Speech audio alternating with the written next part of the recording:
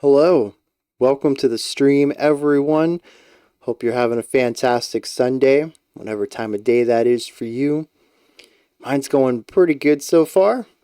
We got Pear in the chats already. Signups, Youth Worship Explosion. I think you had told me who you were on Discord last week, and I've completely forgotten.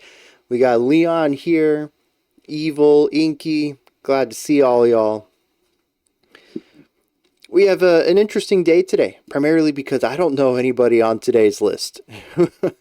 Well, we have Jorge Drexler and we have Inferi, and I think that's it. Those are the only two I'm familiar with. Please refer to me as the Youth Worship Explosion. I could do that. Nomad is an island. Glad to have you. Very good. Or I suppose it should be very good with the long O sound. And Dr. Synapse. Oh, it's a cruel world. Okay. And nobody important. I've got 3 names to link together in my head here. It'll take me a while. Arrow to the ACL, glad to have you.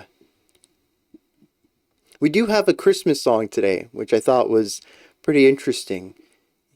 Well, it's called Xmas from Hell, but we're gonna file that under Christmas, right? They're very demanding.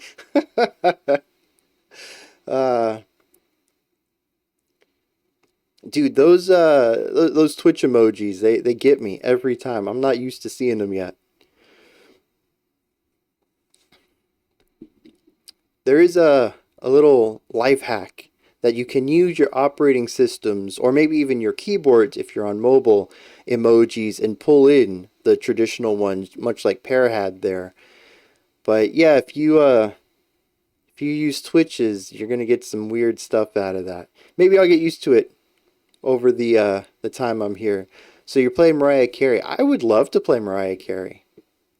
I low-key enjoy All I Want for Christmas Is You. I don't know if that's actually part of the title. Is it just All I Want for Christmas? Anyways, it's a fine track. I listen to covers of it every year. Oh, there we go. More traditional emoji there. I feel more comfortable with that than some weird robot looking at me. But you know, I'm adaptable. Stringhead, glad to have you. We have a lot of long songs today. Everything is in the 5 to 6 minute range. So let's get this rolling. I feel like we're going to run over today. We're going to kick it off with some Inferi. Those who from the heavens came. That is a title track, right? That is a title of a track right there. Trying to get my brain on straight today. This one comes from Navaronesis. I think it's the second one. One of these days, I'm just going to get a phonetic description. I'm going to put it in text, off on a text file, just so I can reference that every time. I don't want to get it wrong anymore. If we're going to suffer and add apocalypse, let's at least suffer it with something thematically and aesthetically on point. I don't know what that means in reference to this track from Inferi, but let's dive in. Find out.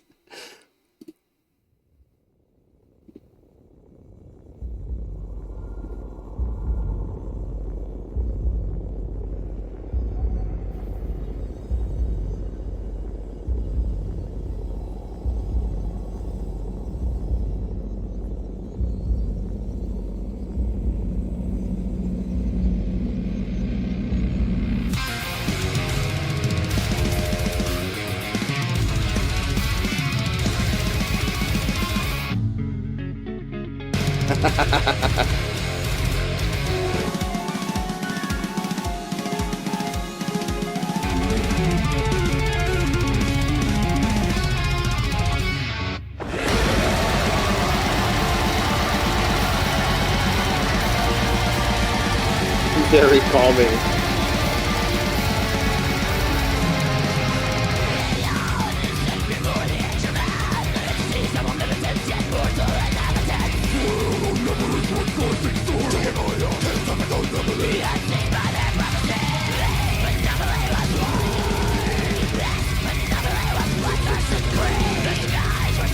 There it is. It's a very fast 6/8.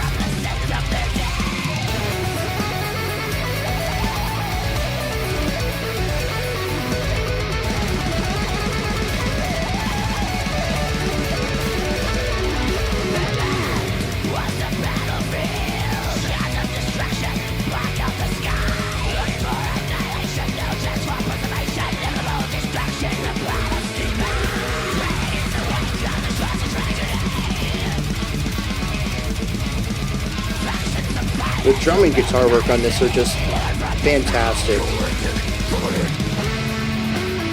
I mean, the vocals are well done too. There's some nice variety to them, but I would kill for this music with cleans on top of it. Listen to this guitar work.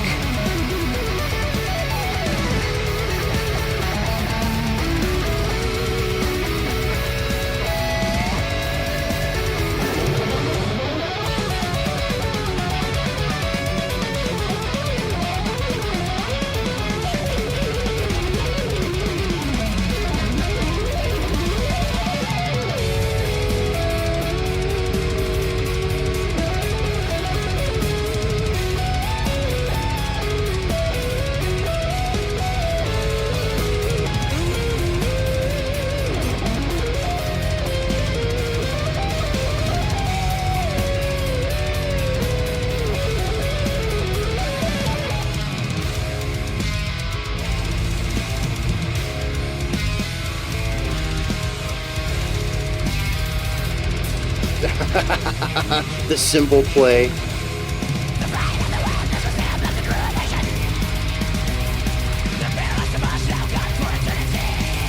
I almost wonder if cleans wouldn't work on this very well.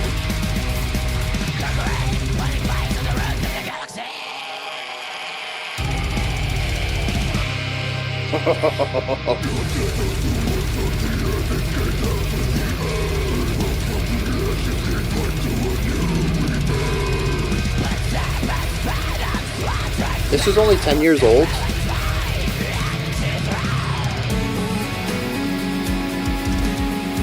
I agree. I think I would put this late 2000s, not mid 2010s.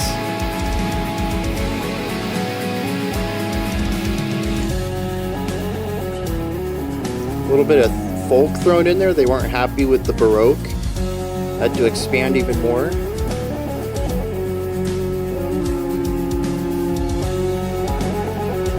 Oh, that little hint of harmony. I was hoping they'd expand on that.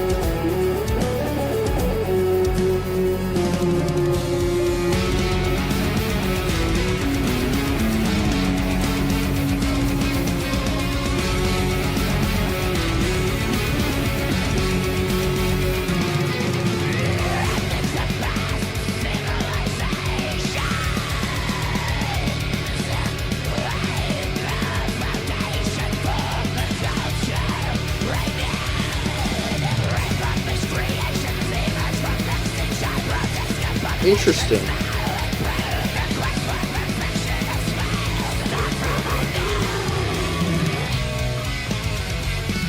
So it feels more like a series of neat ideas than a cohesive track.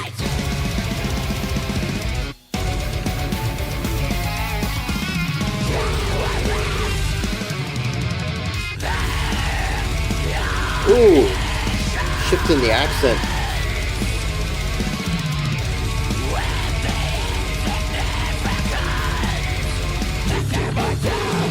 Oh, actually, no, what they did there was put the snare accents on 3 and 6 of that fast 6/8, which is why it feels a bit odd.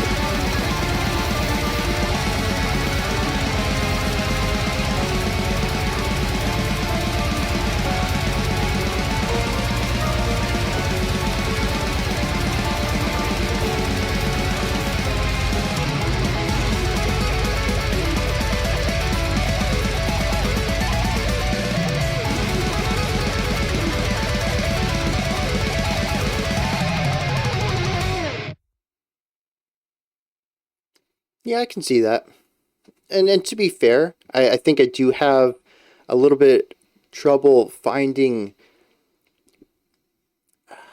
I don't know if cohesive is the word I would use for this, because I do generally feel a lot of it connected, primarily because of harmony. I think that most of the song works within a general atmosphere, and the constant technical playing kind of creates a thread that ties it all together. But there are a lot of ideas packed into that, and some of them I feel are a bit more disjointed than others. But I think my problem with it is that it's just a lot of a lot. It never takes a moment to breathe. Well, see, that's true too. Kind of once you get a map for it and you can anticipate where things are going, it's easier to see how it's all connected. That's certainly true with something like this. But it is a lot of a lot. And I kind of wish they had taken a little bit more time to create some contrast. The folky bit I thought was really well done, but it didn't really last long enough, at least as far as I thought. Yeah, it is tech death all the time, and it's kind of missing that contrast. But I wonder why it works for me sometimes and why it doesn't at other times. Because when I think of Archspire, is that who it is? The Canadian group? They're at a 10 all the time too, and it doesn't really bother me as much. I don't know. Now I'm kind of curious how I would feel about this after a couple listens. But this is definitely a song that would cause me to give it a couple of listens. I enjoy the classical bits. The entire intro with the back and forth on the guitars is so good. It's so well done. It really, to me, I think when they devolve into more of that metallic sound is when it sort of loses my attention a little bit. And there was a bit at the end that was just 16th notes from the two guitars, panned to either side, holding out notes. Just play one tone, but play it really fast. And they had a cool little dyad thing going on with dual movement where they were both changing notes at different times. I thought that was cool, but it didn't really grab my attention. It actually felt a bit flat compared to everything else. So, but no, this is like, it's something that I think I could really like, but it's like, it's right on that cusp. I would have to grow into enjoying some things that they do that I don't typically like. And the vocals, I think, is a big part of it. I'm just not a big fan of the vocals. But like I said, I would love cleans on it, but I don't know if cleans would have the same impact, particularly in those really tech death parts. I just think it would have the wrong impact. But in some of the other more melodic sections, yeah, man, give me some cleans in those.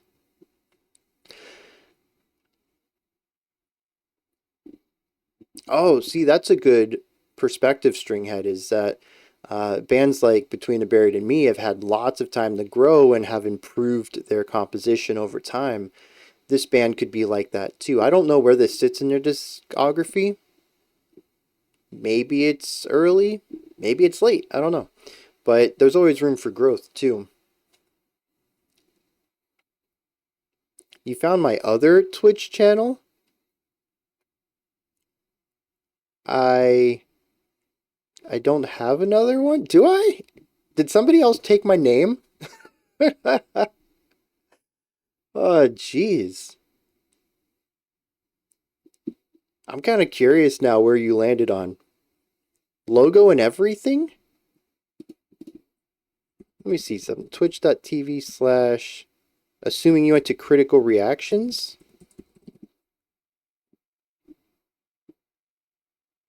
No, they don't have my logo, but there is a critical reactions channel. That's interesting.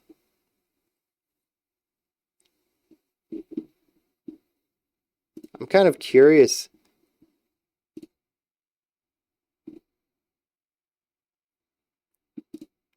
Huh. They haven't streamed in a long time. That kind of surprises me. I will have the VOD up though, as soon as I can. I think last week I got it up only 2 hours after the stream was live. So if that's the case, Hopefully you'll be able to see this this reaction not too long after the stream's done. A secret fan channel? Yeah, I mean that sucks. I there are things that I do prefer about YouTube side of things. I mean, you can be part of the discussion. I assume you've heard the track before. So, I mean, well, actually, ooh, has anybody ever requested a song that they had never heard before and their time listening to it with me was their first time through it? I kind of assume that is a very, very rare, if ever done thing, but that's that would be an interesting direction.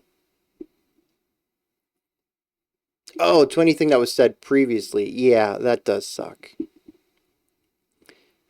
Right? That has to be very rare. I think that would be cool though, but it typically goes against the core of reaction channels is that I love something and I want to see what you think about it. So I don't think that happens often. Oh, see there too. If it just came out, yeah.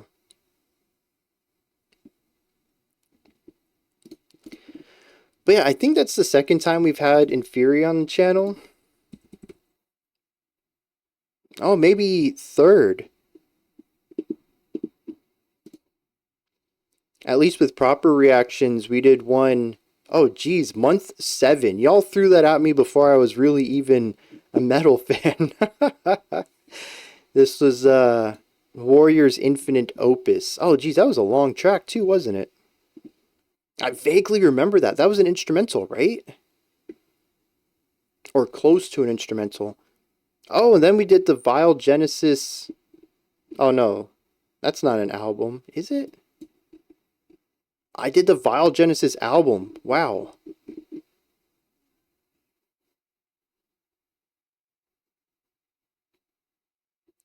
Why don't I remember that? You're a metal fan now? Definitely more so than when I started. I think when I started the channel, I could metalcore, which I know is very contentious for some metal fans, but I listened to metalcore. I don't think I listened to any heavy metal, even, but definitely nothing more extreme. No death metal, no black metal, doom, none of it. But I'd say I'm a fan. I'm not a metalhead, but I'd call myself a fan. I did Bearer of Light. That must have been on a live stream. Yeah. If I did it, it was a live stream. We don't have a proper reaction to that. I have history with, yeah. Yeah, I grew up on, oh, so yeah, I forget thrash is metal because it feels so light. But I grew up on later Megadeth and Metallica. Although I was really more of a fan of their alternative rock side once they hit Black Album, Load, Reload. Um, I tried to listen to Anthrax and hated it. I wouldn't even call myself a fan of thrash metal. I liked two bands that just happened to be the top of their game in thrash. But I also liked their more melodic outputs too, more so than their proper thrash eras. So, first concert was Megadeth. Wow. What was? Oh, my first concert was Hoobastank. Yeah, so that's a bit different than Megadeth. You can't listen to Megadeth now? Why not? Vector's basically also thrash and not they are not light at all. That's true. But they're very I don't know. Extreme thrash, I think would be my definition for it. Definitely not an 80s thrash though. Thrash counted as extreme. Oh, I'm sure it did at one time. And there's certainly more extreme sides of thrash too, like Vector was brought up. Progressive black thrash. That's true. That's true. It's just the vocals adding that blackened element. But I'd say, well, okay, thrash can be very fast though, and that can be extreme. But I think particularly when I think of thrash at its peak, I also think of,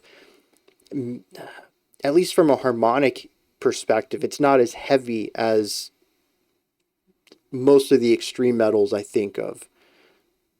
Megadeth doesn't hold up. Dang. Now, see, I might say something a little contentious here. Aside from their singles, or I don't know if they were singles, but like Sweating Bullets, Symphony of Destruction, of course. But aside from their really big titles, I've never really listened to much of their older stuff. But The System Has Failed is an album I can still come back to, which is like, I don't know how long that was after they stopped putting out music. I feel like there's a pretty big gap there. But I don't think The System has failed, is, I don't remember that being super thrashy. Kind of feels like they lightened up a little bit, like it was their Black album. Oh no, there was no gap there. Cryptic Writings 97, Risk in 99, World Needs a Hero in 01, System Has Failed in 04. I will say though that I didn't listen to much after that. I think I tried 13 from 2011 and wasn't a big fan. And then Sick, Dying, and The Dead, which came out 2022, bounced off of me pretty hard. So I don't know. Vintage horror movies still count as horror movies. Okay, yeah, we can go with that. That is a very good rebuttal for extreme metal at one time being extreme, still being extreme today. You want to get Anthrax on a live stream in the future? A newer track from them that takes their earlier stylings with amazing riffs and power. That'll be interesting. Euthanasia was supposed to be their Black album? Maybe. I don't remember well, like what was on Euthanasia? Like I said, I never listened to albums from them.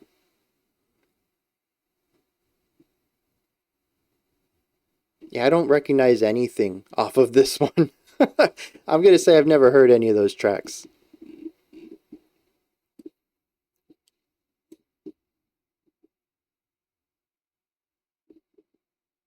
Dang, I don't really know much off of Countdown to Extinction either. Sweating Bullets, Symphony of Destruction, which I already mentioned. Countdown to Extinction. That sounds familiar to me. I think I have words in my head, lyrics. I don't know if they come from that.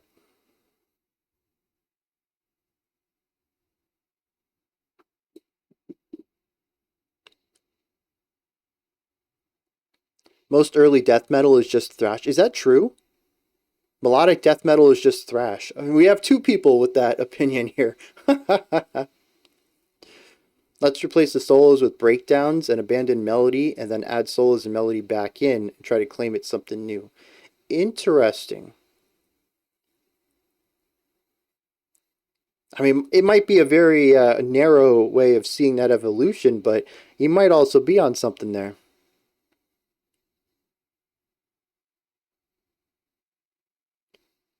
I feel like Dave would hate Countdown to Extinction now since you could probably call it woke. Is Dave an anti-woke person? I don't know much about most musicians.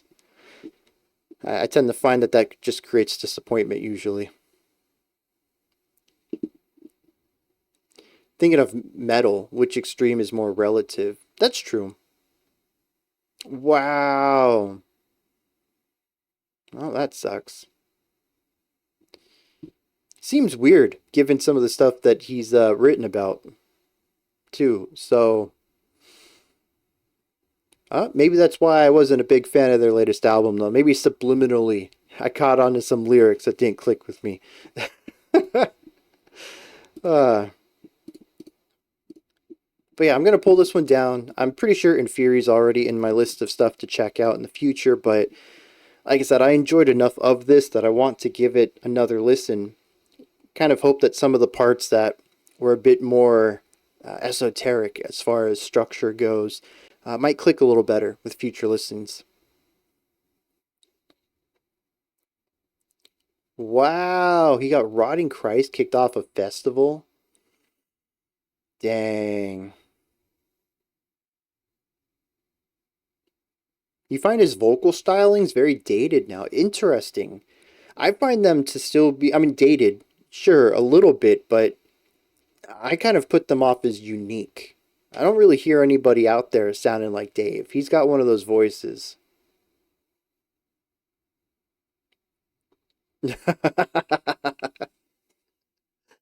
uh, the duality of cancel culture. All right, let's dive into this next one. Geez, this both the band and the title. Her new knife and mouth. Also, I'm gonna let y'all know that y'all had a lot of context for this month, and somehow all of that got concentrated into a single day. Despite only looking at 10 songs, I think we have like 17 or 18 pages of context for today. It's wild.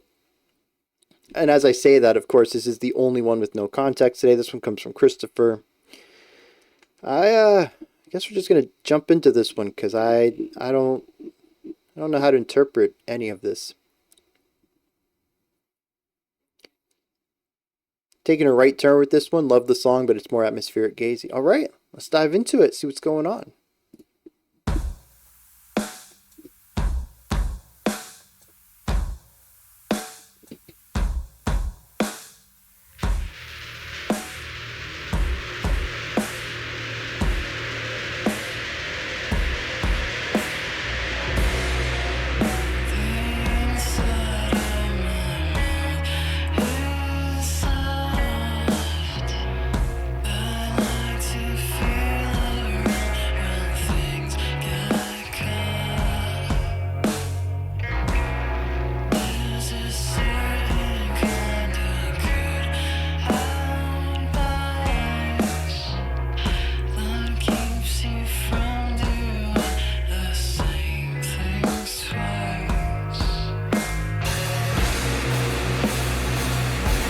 Really big gazy sound there.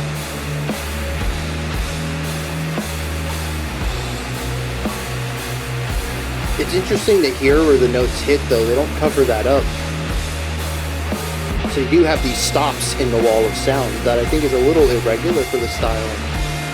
But I kind of dig.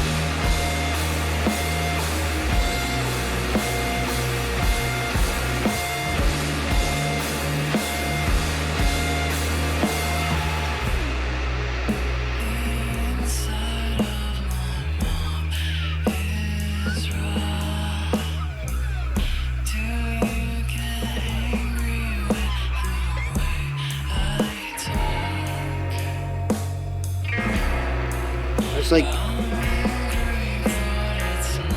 don't know, like pick scraping over there.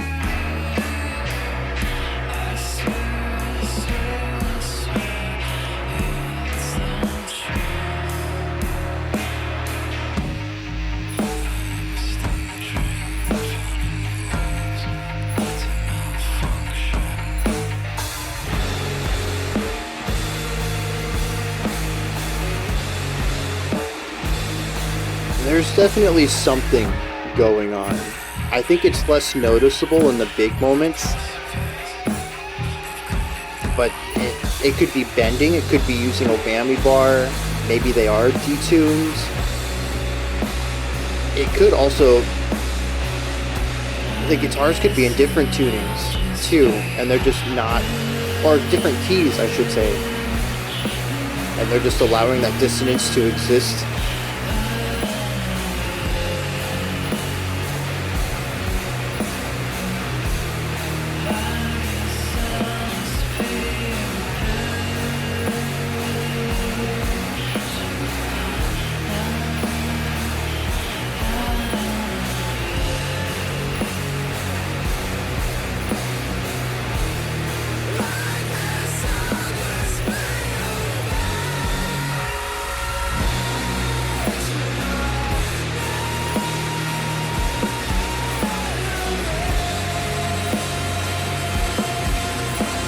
You know what it is? It's a really chill Deftones.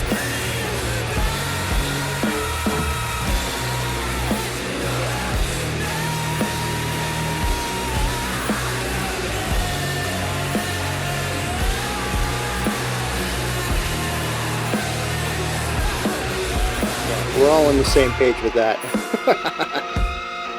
We all clicked with that immediately. I think it was the harsh vocals that really set everything into place with that.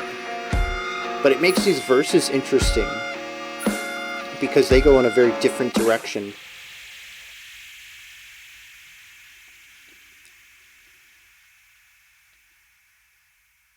Yeah.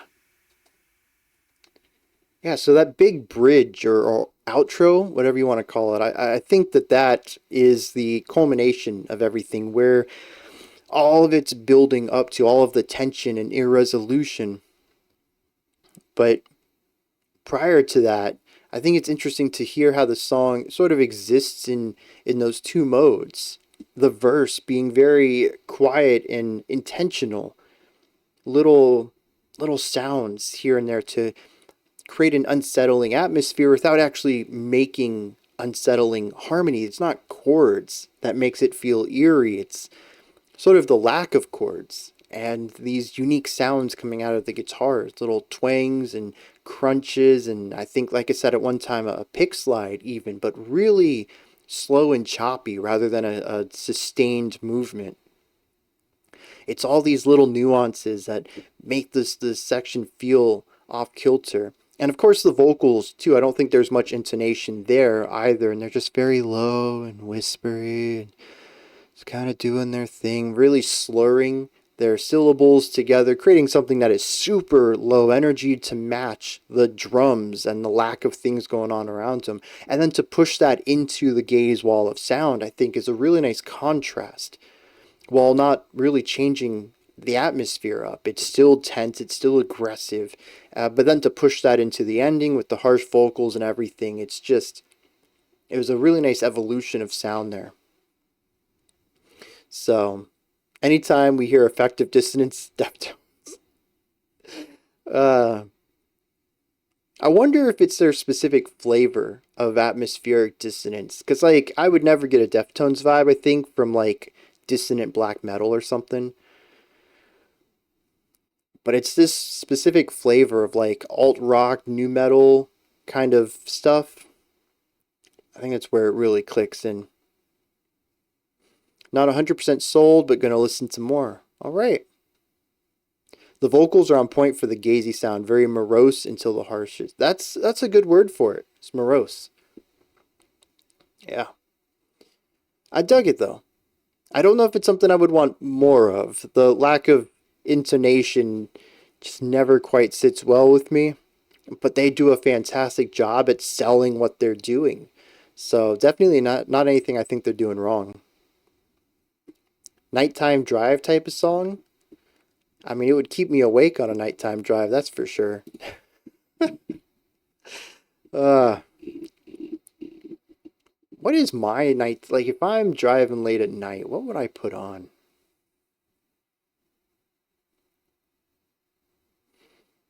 I don't know, man.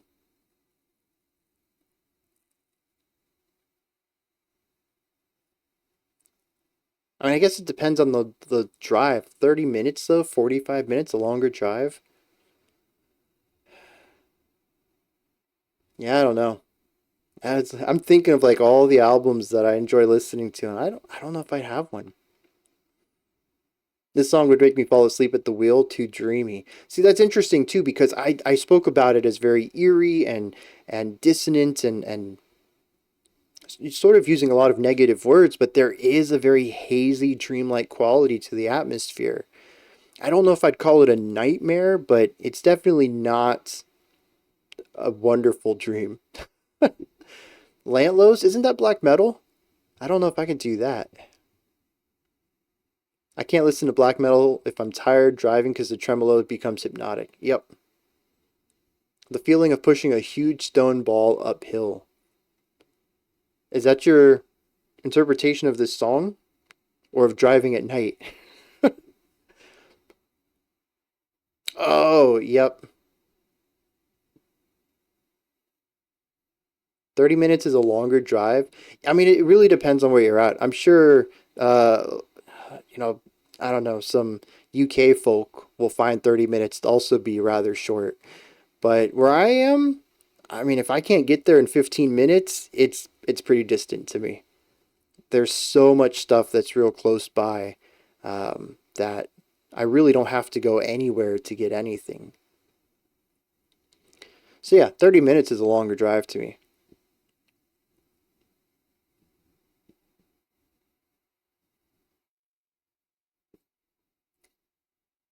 Depends on the album, ranges from black gaze to alternative post. Oh, for Lantlos, yeah.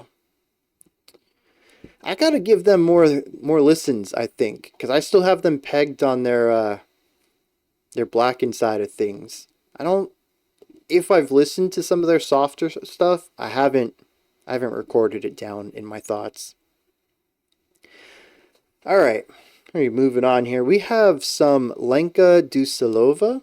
I hope I pronounced that correctly. With the song Mrazy. If that's what you want to give me, man, I'll listen to it.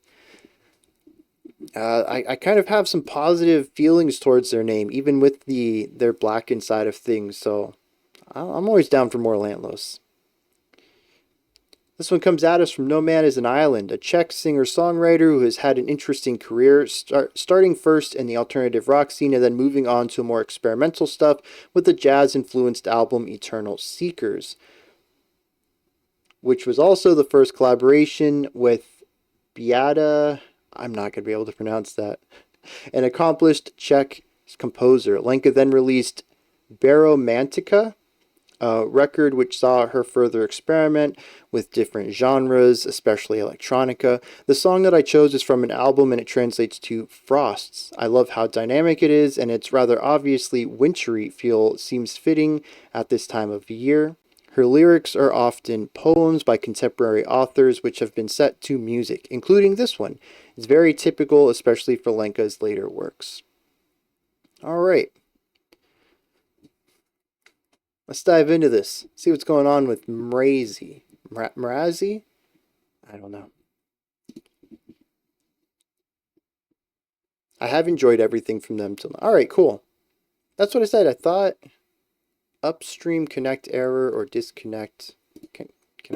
No healthy upstream. Is Spotify down? That's what I said. I thought I had a rather... oh, it is Mrazy. Okay. I had a positive reaction to them. Oh wait, maybe I got a connection now. Nope. Alright, I guess we're going to have to go find this on YouTube then.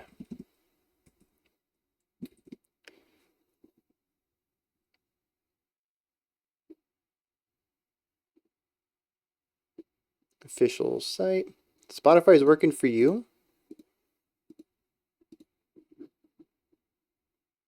Huh. I'll try one thing. Actually, I can try two things, because I would prefer to use Spotify if I could.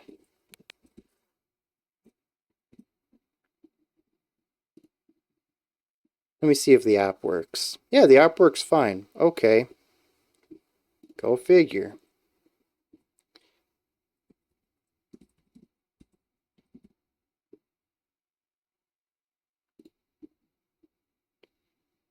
Alright.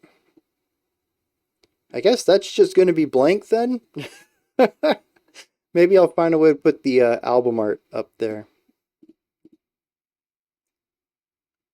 Oh! There we go. How weird. Alright, let's dive into it, see what's going on with Lenka.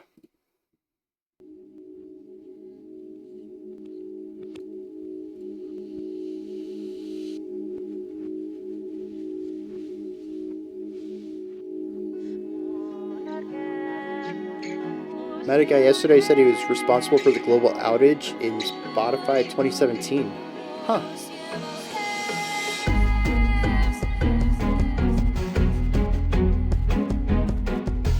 Fun little 7 pulse there.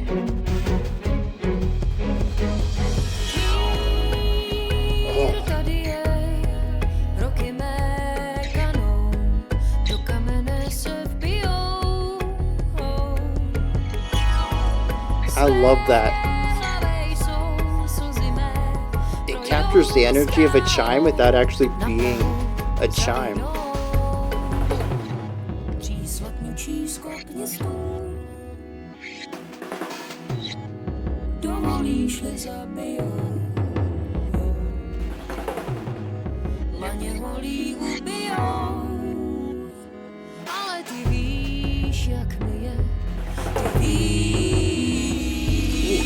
Very interesting electronic vibrations there, especially on the right side.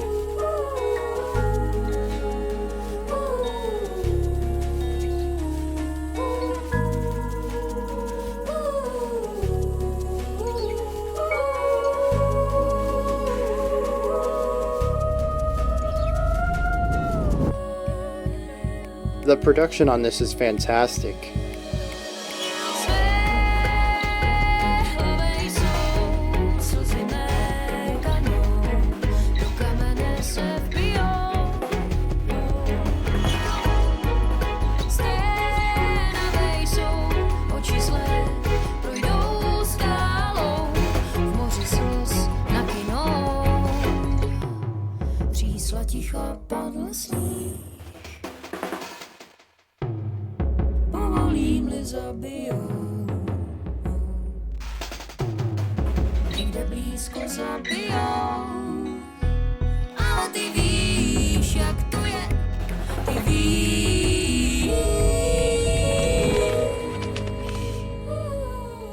The panning is almost a little too distracting. It makes me want to listen to it on speakers, but I feel like most of the production isn't going to be replicated as well as headphones.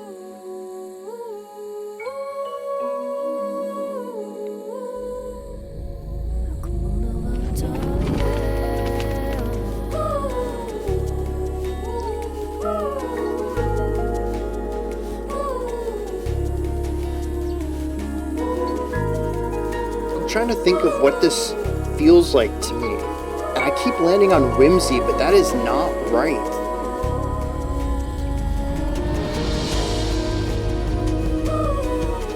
It's very curious though, I think.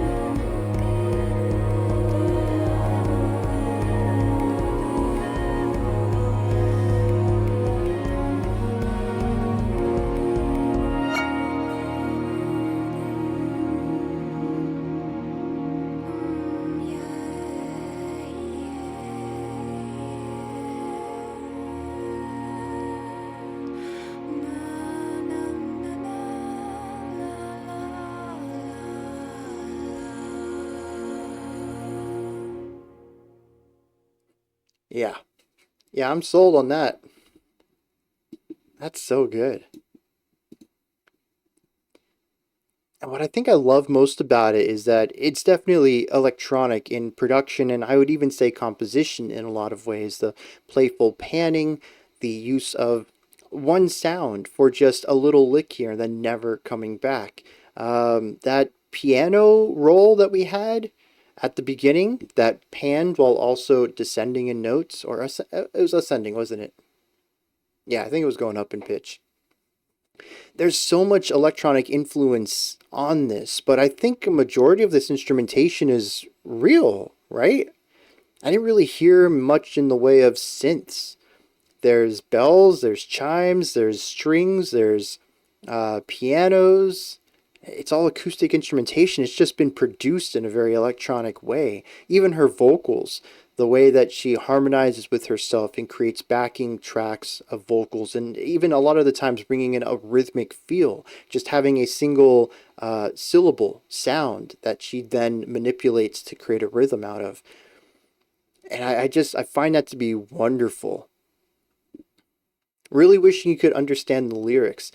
So actually, No Man is an Island put up a possible translation on Patreon in the post where they suggested the song. If y'all want, I can copy that over to Discord where everyone can check it out. It's an interesting set of lyrics, though. A poppier version of Ukrainian Onuka? I mean, if anything is like this, I'll take it. I will definitely listen to more music like this. Oh, Imogen Heap. Yeah, that's actually a really good parallel there. Oh, okay. So yeah, it's actually not too far-fetched to say either. But yeah, I mean that's what stands out to me. The vocals are beautiful, right? I don't want to downplay that at all, but to me, they're kind of like the rest of the instruments. It really doesn't focus too much on them. To me, it's not the core of the song. They're just another instrument that gets to be manipulated in this very cool electronic way despite being acoustic. And I really love the interplay of everything. There was one part where the strings started this rising line, and then the piano took it over and extended it even further than I would have expected. And then under that, the strings came back with a swell to really amplify this rising energy. Like, just little ideas like that are so, I mean, they're beautiful to begin with, but then when you also put in the panning and the dynamic contrast and everything that's done on the production side, it amplifies everything in a way that you just don't hear too often with acoustic music. And I think that what's written on the sheet is already wonderful. And it was put into the hands of an engineer that just, it brought out everything in it that was, and amplified it in a way that's just, it's just fantastic. I don't know any other word for that. I'm definitely going to have to listen to more, though. This is just a very cool middle of the road between traditional acoustic playing and modern electronic um, composition through production. And yep, I'm sold. I really am. Next up, we have some Jorge Drexler, and it would help if I hit the right button. I think I need to reorder my buttons because I always I want to click the wrong one. It's like I anticipate them to be in different areas. This one comes from Stringhead, a mix of indie folk, Latin, and spoken word. Great lyrical work, as always, with Drexler, so I'm picking this video with a nice translation. Also, vocals aside, every sound here comes originally from an instrument of the guitar family, including all the percussion throughout the song. That's very cool. I dig that. So, let's get Jorge on the big screen here, dive in, see what's going on with this track.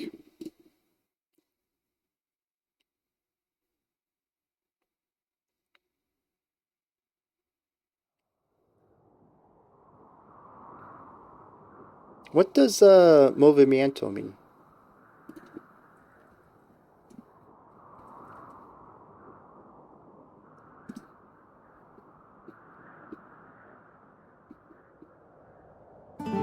Oh, movement. Okay. It's one of those words then. Very similar between English and Spanish. I forget what that term is called. Like robot and roboto. Comenzamos a migrar por la sabana, siguiendo la manada de bisontes, más allá del horizonte, a nuevas tierras lejanas. Los niños a la espalda y expectantes. Oh, that's what it is. Thank you. Todo oídos, olfateando aquel desconcertante paisaje nuevo, desconocido. Somos una especie en viaje. No tenemos pertenencias, sino equipaje. Oh, they're hard encoded. I was going to see if I could make them bigger. Vamos con el polen en el viento. We've had Jorge Drexler on the channel a few times now. En movimiento. So maybe that's where you've heard it? Nunca estamos quietos, somos trashumantes, somos padres, hijos, nietos y bisnietos de inmigrantes. Es más mío lo que sueño que lo que toco. Yo no soy de aquí. Wait, so this shaker sound over here is a guitar? Yo no soy de aquí, pero tú tampoco. Because some of the more drum-like sounds I could place on hitting the body and having it resonate within it. Like those taps. That's definitely hitting the body. But the shaker sounds? How would you get that out of a guitar? Desiertos, glaciares, continentes, el mundo entero de extremo a extremo, empecinados, supervivientes, el ojo en el viento y en las corrientes, la mano firme en el remo. Cargamos con nuestras guerras, nuestras canciones de cuna, nuestro rumbo hecho de versos, de migraciones, de I'll hambrunas. definitely have to Y check así ha that out sido then. desde siempre, desde el infinito. Fuimos la gota de agua viajando en el meteorito. Cruzamos galaxias, vacío, milenios. Buscábamos oxígeno. Encontramos sueños. Encontramos sueños. Oh, now see, that's the thinking outside the box I would not. Apenas nos pusimos en dos pies. I would not immediately go to. Using a Nos vimos brush en la on the sombra de la strings. hoguera. Escuchamos la voz del desafío. Siempre miramos al río, pensando en la otra It's so ribera. genius, too. Somos una especie en viaje. No tenemos I love how pertenencia. this section feels very open. Again, curious, Nunca I think. estamos Second song in a quietos, row. somos trashumantes, But it somos contrasts with that, padres, hijos, nietos y darkness bisnietos de of the previous inmigrantes. section. Es más mío lo que sueño que lo que toco. Yo no soy de aquí, pero tú tampoco. Yo no soy de aquí, pero tú tampoco. Yeah, I love that. De ningún lado del todo y de todos lados un poco.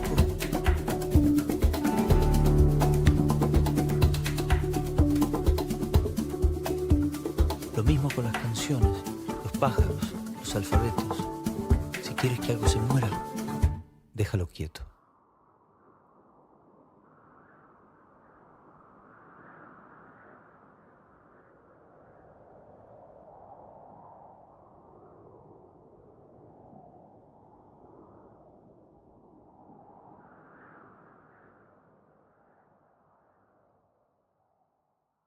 This guy blows my mind every time. And it's so, it's so simple, too. It's not like he's going out of his way to create anything complex or deep. It feels like a natural extension of himself, musically, and the way that he experiments with music, but even lyrically. I always find him to be such a poet. And I think it's fantastic that he isn't just a really great lyricist, but also musically exploratory, and continues to investigate how he can deliver his poetry in interesting, yet still, at the end of the day, typically palatable ways. I've never heard anything from Jorge that's just, too esoteric. But I've never heard anything safe either, and I think he walks this very fine line of palatable exploration. Something like this, I don't think you'll find many people who would hate it, or would say it's too hard to listen to. But he created a whole song, including percussion, out of guitars. I mean, just how do you do that? And there's so many moving parts to it as well, especially when you look at the percussion and you find like 3 or 4 different rhythms that are all interlocking into each other. It's just it. You know what the word for this is though? It's very comfy, right? Even as we change atmospheres in the 2 different modes of the song, I think it still retains a high level of comfort where you can just kind of melt into the atmosphere he's building. And he has the perfect voice for it too. He has that warm resonance that I think lines up with an acoustic guitar really well. Comfy, hypnotic pop. I like that. And even like right here, and I know I'm a little less analytical, and I don't listen as intently on these live streams, but I mean that song put me right into a casual listening experience. There's a lot of depth in there I probably missed on this first time because I was just absorbing the atmosphere of it more so than listening to all like 11 parts of the layers coming in. Yeah, I saw that too. Over here on the right side of the middle row.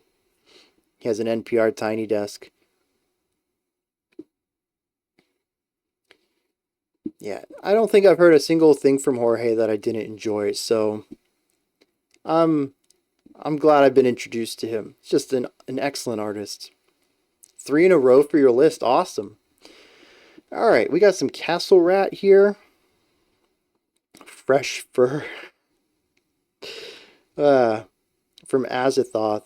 Year of the Rats. Enter the realm. Sharpen your sword. Shine your shield. All right, we got, I don't know, fantasy metal here. He provides translations for each song on the Tiny Desk. That's awesome. I really love that. I noticed too when he did his TED Talk that he had a translation going on. And I think that's pretty cool. It ensures that his music and art and even his TED Talks, his more knowledge-based stuff, is accessible. So, or as accessible as can be. I don't know how many translators he had for that, but I think it's very cool. He keeps, he does all this stuff to ensure that it's accessible, at least to both English and Spanish. Not power metal, though. Oh, okay. That's kind of what I was expecting. Power or folk, I think. The Castle Rat and the fantasy outfit here with the sword. Folk metal, I think, would fit this too. So I'm kind of surprised it's not that. Let's dive into this, see what's going on with some Castle Rat, Fresh Fur.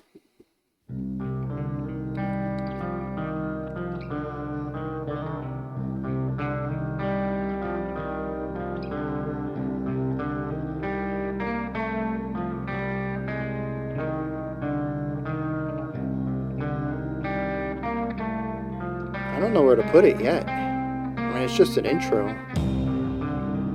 Doom would probably be my first guess.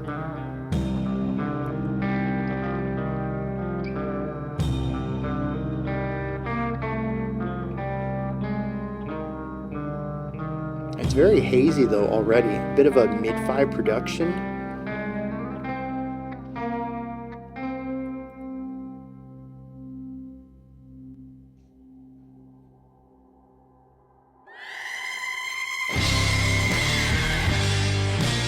Sludge?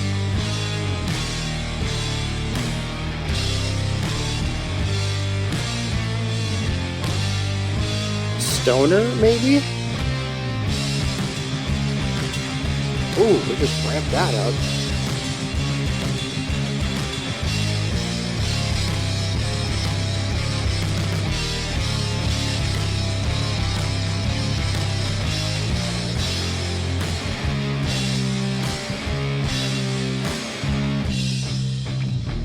I love the very 80s feel to this with the lo-fi VHS recording, the green screen.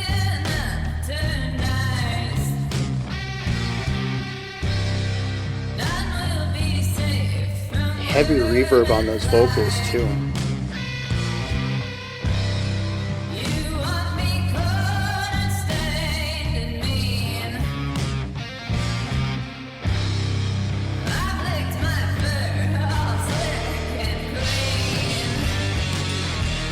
Dude, I haven't thought of Golden Axe in forever.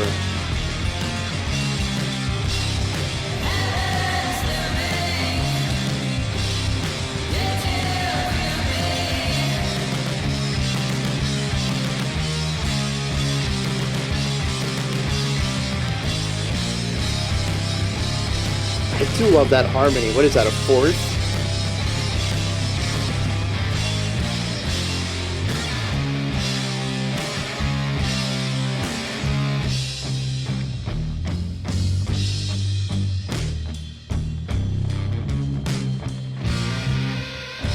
What's the...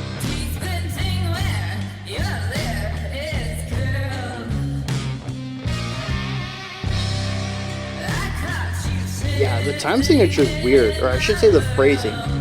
It definitely has a 3/4 vibe to it, but there's an extension, I think, at the ends. A fifth? Oh. A fifth? Man, I don't know how I got that wrong. Fifth is super stable. I should have got that.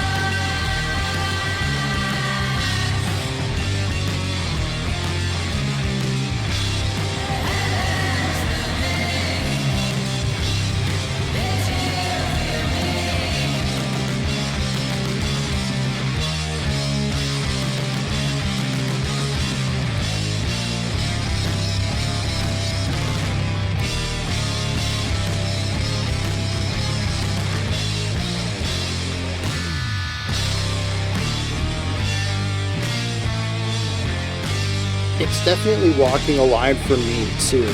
I think it's one of those things I wouldn't turn off, but I don't know if I'm gonna seek it out.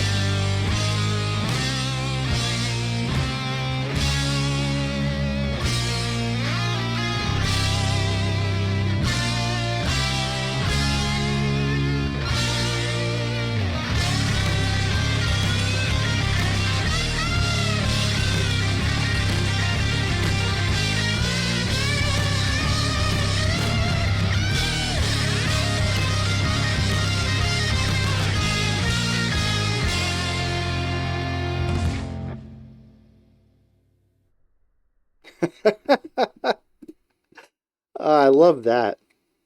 There wasn't a smooth point where the green screen visuals became what are they? The credits. The credits got overlaid and then she got removed. It's little touches like that that kind of add to sort of the amateurish feel to it, where it feels like a bunch of people, particularly with 80s technology, were kind of throwing this together, on the family tape recorder, right? Those big bulky camcorders,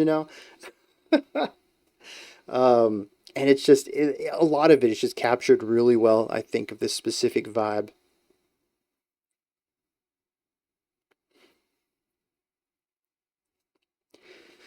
Uh, do I like it though? The whole thing's an homage to 80s fantasy and Jalo.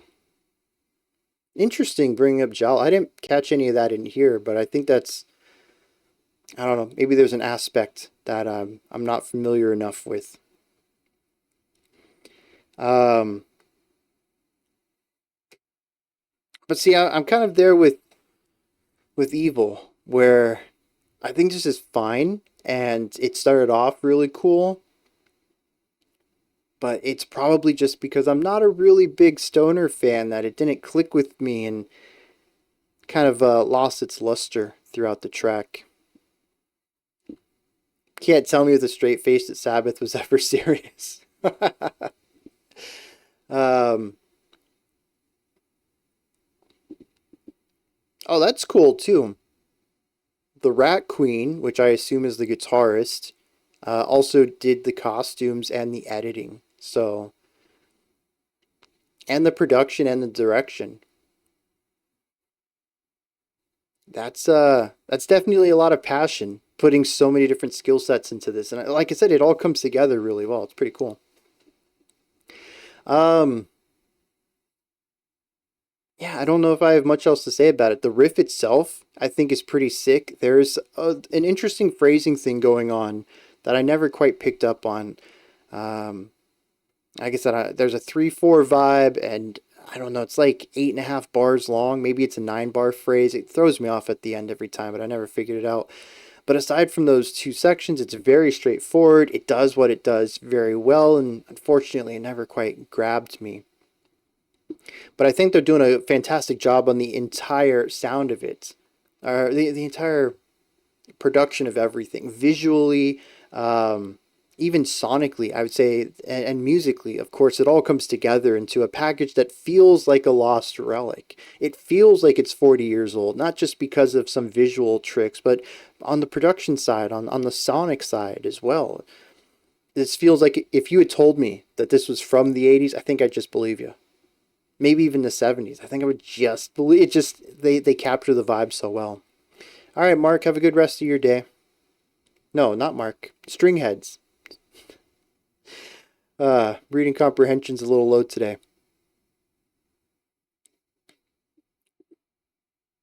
I think it's good, but doesn't separate itself from the genre. And I think I think that's the purpose too. Definitely to me feels a bit more of a retro revival. Though I'm curious if it's just this track. Maybe they do something else on other tracks. You'll love these emotes. uh, I have started working on uploading the Discord emotes to Twitch, but as far as I can tell, I can only make 4 of them or 5 of them free for everybody. The other ones are locked behind subscription tiers, so I don't know. I guess I got to find the 5 that I think are most used. It's like the wrong way of building a company. What are people going to want the most? That's what I should give away. It's like the opposite of what I should be doing.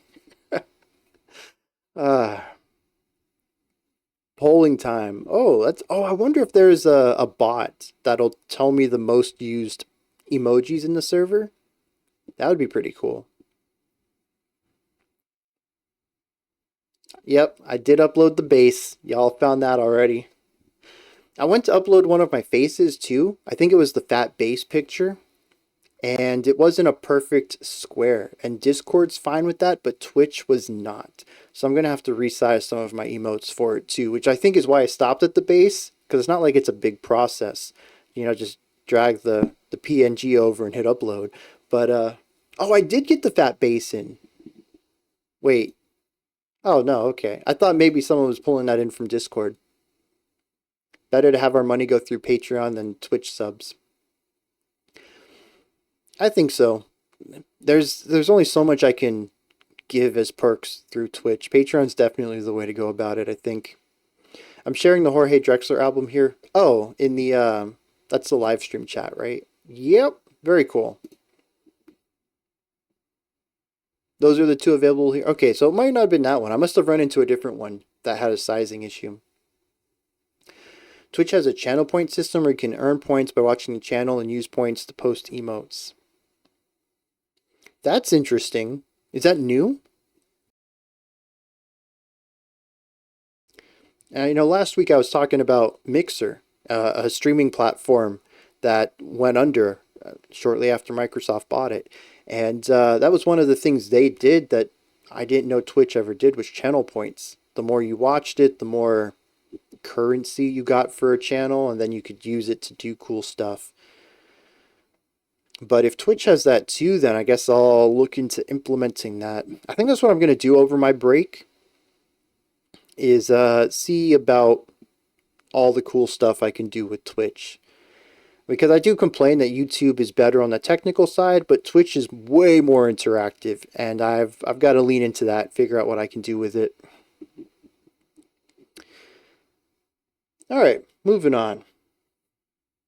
It's at least a year old? Okay. So it is a little on the fresher side. This is the Christmas song for the week. No idea how you add the emotes, though. Can't be that hard. I need my entertainment to feel more like my work. Oh, man. So we got Mours, which I've never heard of that. We have Xmas from Hell. This comes at us from Nico, a side project that Josh Eppard, the Coheed drummer, was a part of while he was out of Coheed dealing with his addiction problem. As far as I know, they only ever released 2 finished albums? Demos. Sharks in London was their other song. This one, and is also worth checking out. Alright, so if you like this, there's only one more song for you to check out, and it is only a demo. Let's dive in, see what's going on with Mours.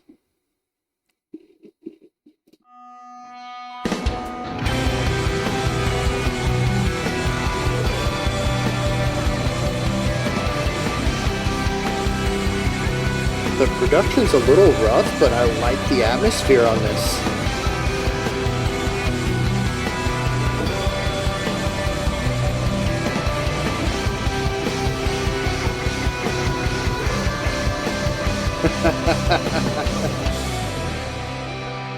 That's a good pun. Sit down, take a breath.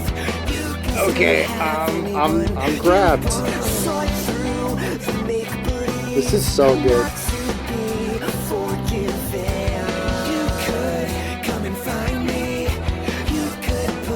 I think it's interesting we had the exact same reaction to the vocals.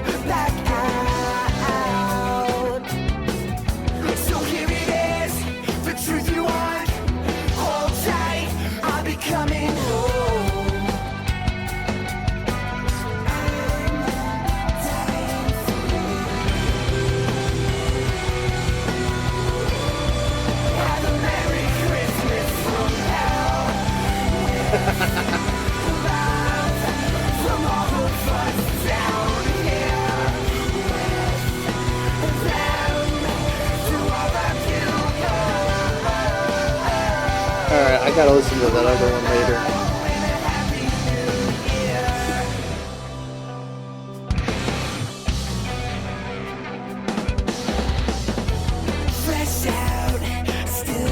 I didn't even catch that, you're right. My hi-hat's way out there.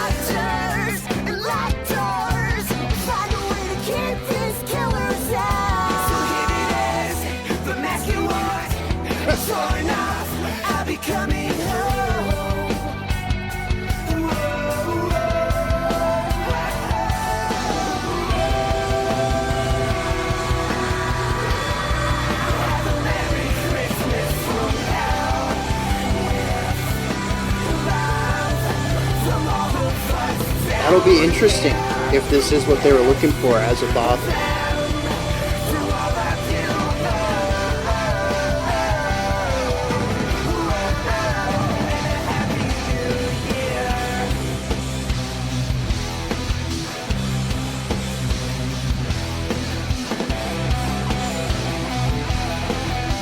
Yeah.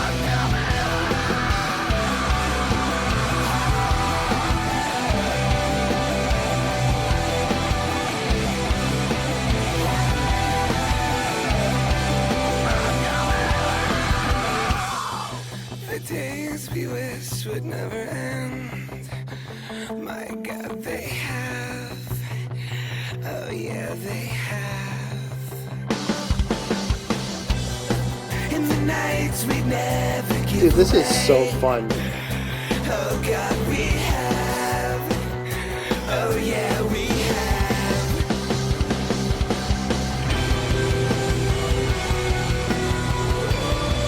Have a Merry Christmas from hell.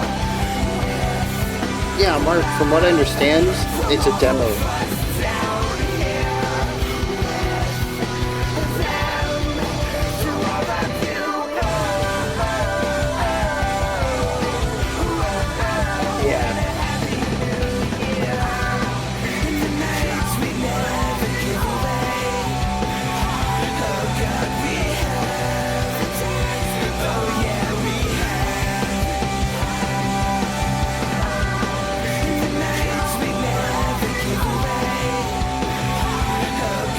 This part right here feels like it could have been on a later MyCam album.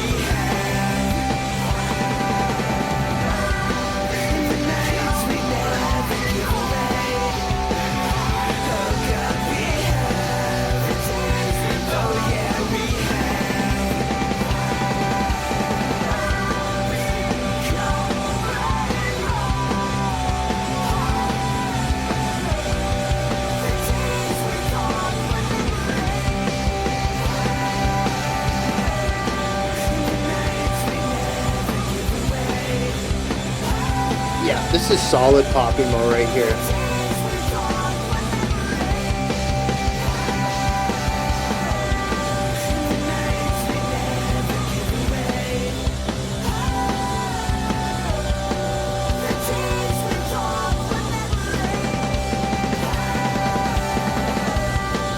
I do wish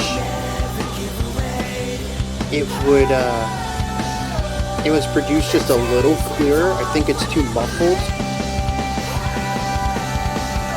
But I agree. I don't think I would want a super modern production on it.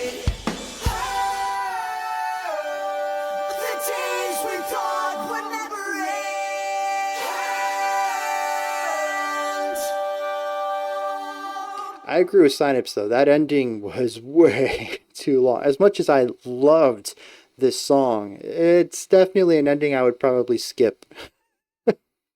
It definitely overstayed its welcome a fair bit. But up until that point, like 4.5 minutes in, this song is just excellent. And Mark, you're right. There's not a lot of chordal movement to it. It's actually pretty typical of a lot of pop punk stuff, especially with an extended outro like this. You can find The Used did this a lot. MyChem did this a lot, especially on the first and second albums. Anytime they would have an extended outro, that's it. You just get a little bit of up and down movement.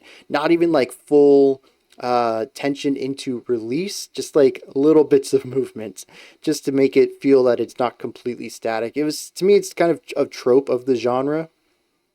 more so than something that I think they're intentionally using here.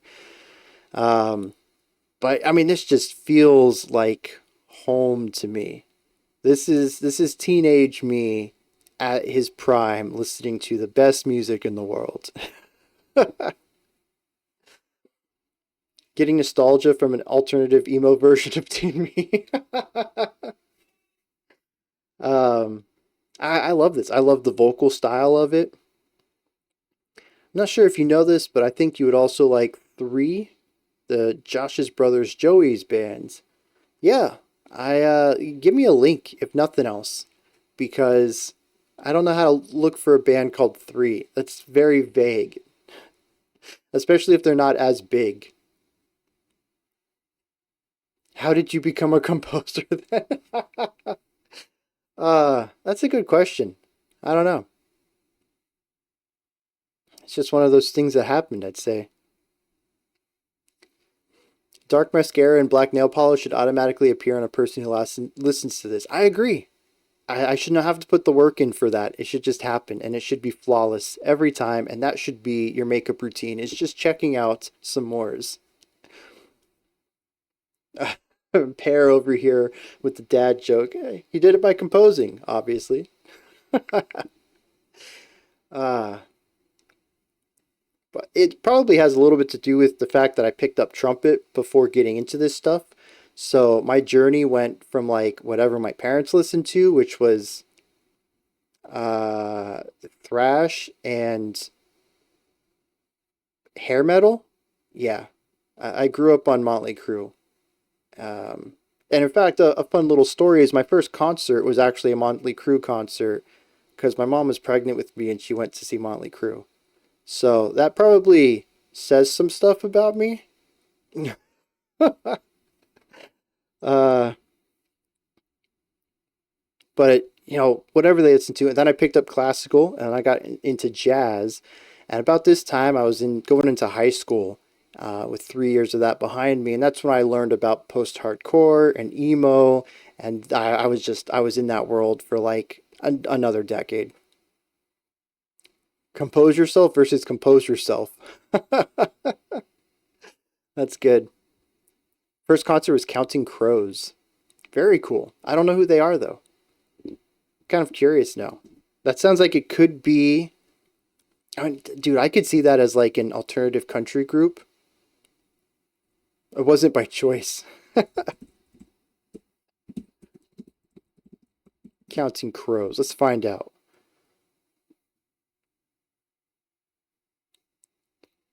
Dang, what is Twitch using all my internet?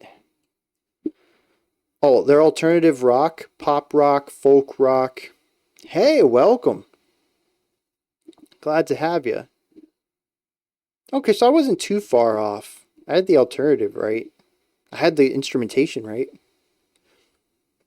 Mr. Jones? Oh, that is their top song too on Rate Your Music.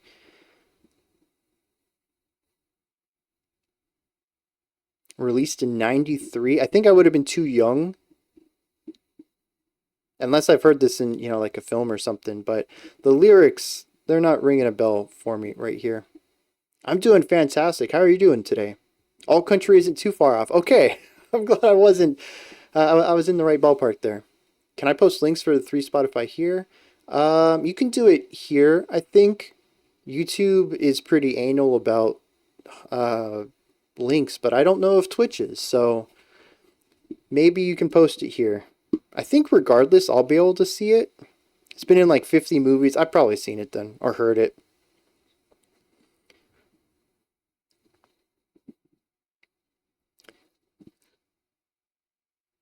I don't know that I have anything to say about Moors though. I just enjoyed myself with it. It was a nice flashback, very nostalgic for a song I've never heard before.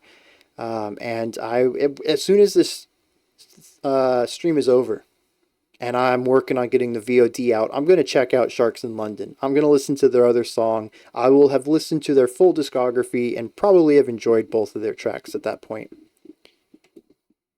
All right, cool. That worked flawlessly. So much better than YouTube.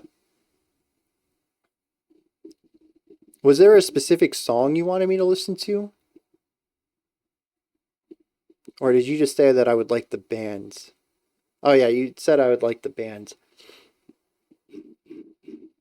Wake Pig from 2004. All right, I got the link. I'll check that out sometime. What is next? They did a song for Shrek. I have seen all four Shreks. Oh, maybe I didn't see the third one. I definitely saw the first two, and I think I saw Forever in the theaters for some reason. I cannot tell you why I would have seen that in theaters, but I don't think I ever saw the third. So now I'm kind of curious what song they wrote for Shrek. All right. Is this what's next? I guess it is. How do you watch the fourth but not the third? Dude, I watched the first Transformers film and then like the seventh. Normally, I don't allow myself to do this. I've even said in the past that when it comes to like uh even like Final Fantasy games where like the stories aren't connected, it's like an anthology of like totally isolated tales, I still have to play them in order. But when it's something I don't care about, I just go with the flow. I think both Transformers films were like a buddy of mine was doing it for his birthday, and that film just come out, so we all went and saw it. And I don't know how I missed the ones in between, but then it's like, hey, let's go watch this one. I was like, okay, let's do it. The same thing happened for Pirates of the Caribbean. I think I've seen the first and third, and I think that's what happened with Shrek. I probably got dragged into the fourth one somehow. Someone wanted to go, and I was like, all right, let's go see it. Watch Lord of the Rings, but skip Two Towers. Miss the rich Shrekiverse continuity. I will say, though, that skipping the middle story of a trilogy, I feel is a bit more sacrilege than four completely independent stories. Mostly independent stories in a kid's comedy film.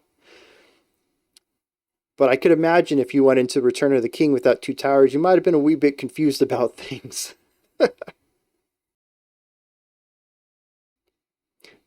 Not taking Transformers seriously. Dude, I love old school Transformers. I never got into Michael Bay stuff. I don't know. Just never clicked with me. Oh, you know what though? The latest one I didn't go see in theaters. I watched that because it had the Beast Wars characters in it. And I love Beast Wars. I didn't really like the film though, but it was nice seeing some of the Beast Wars characters on the big screen. So you will not be forgiven by Shrek.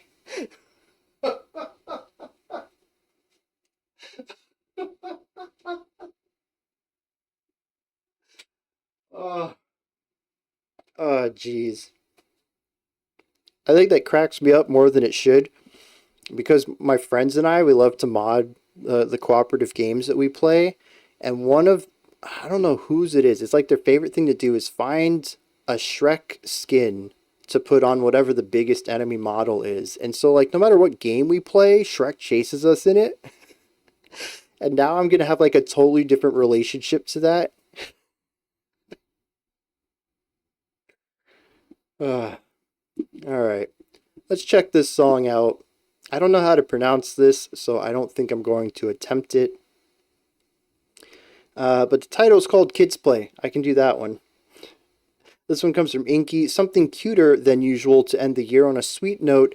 Zun wrote the original Kids Festival Innocent Treasures to be his own theme song about the value of dreams and childlike wonder. It's a 10-year-old cover of a 20-year-old song, but the band just released this re-recording as a music video, now with two vocalists. Alright, that's, of course it's Toho. I think that's my favorite part about this community is that somehow I have brought in the Toho community into it and that these recommendations keep coming up. And first of all, I love Zun's work and usually I love the covers too. So I think that's a cool side effect of all this. But I do love how it just keeps popping up Like, it's almost lore of the community is that there has to be a Toho song at least once a month. Let's dive into this and see what's going on with this track.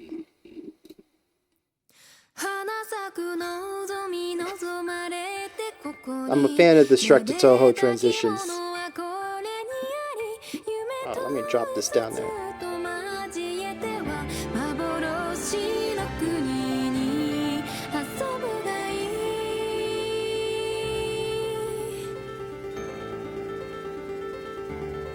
I love that piano. Everything else wants to move, the chord is progressing, but that piano's like, nah, short cycle for me.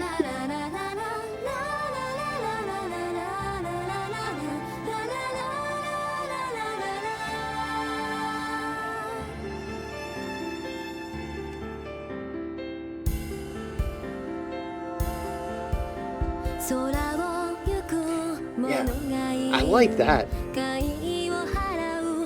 1, 2, and. The and of 2 and 1. It's just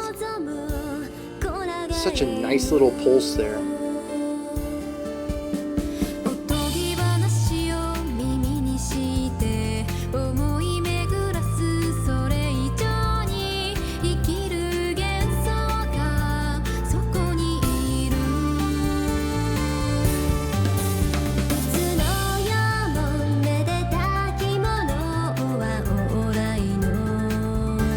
There we go, another cyclical piano lick.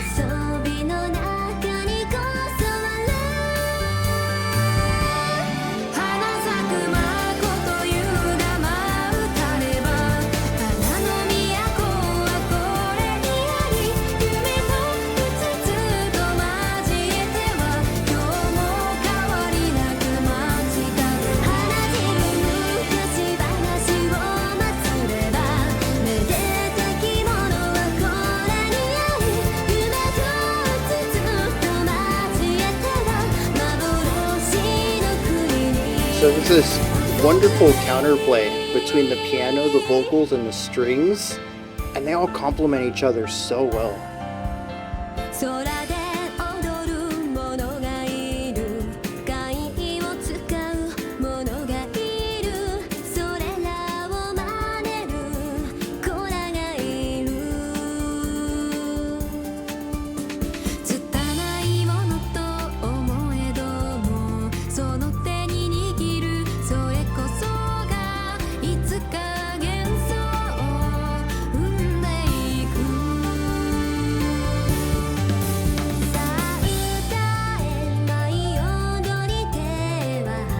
Yeah, dude. The way the piano and vocals lined up on that last... yeah.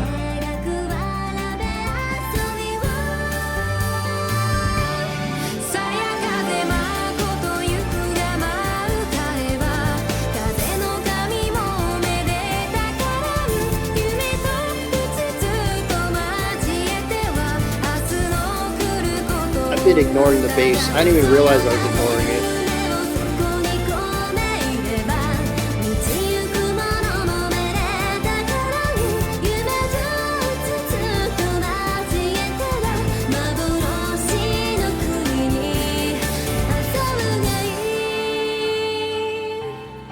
I'm gonna pull this one down just because I want to check out that bass line on my own again. I don't usually hear bass. I have to really look for it, but it's really present in the mix.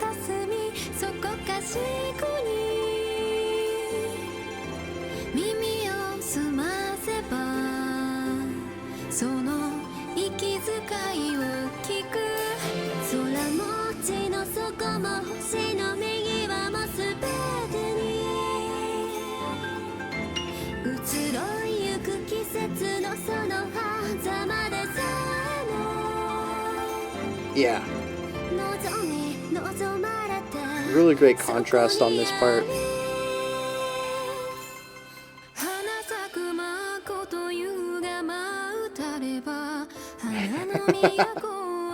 Specific mixes just to accommodate my ears.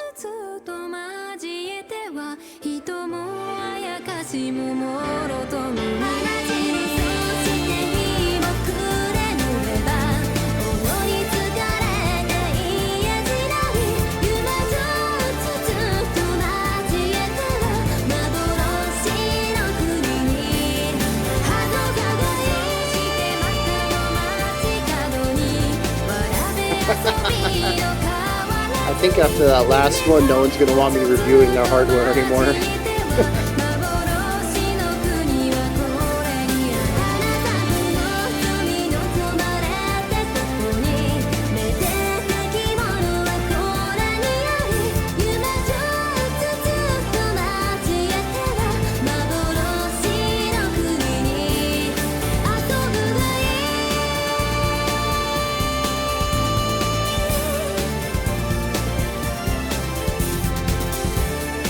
Dude, I like the drumming here too.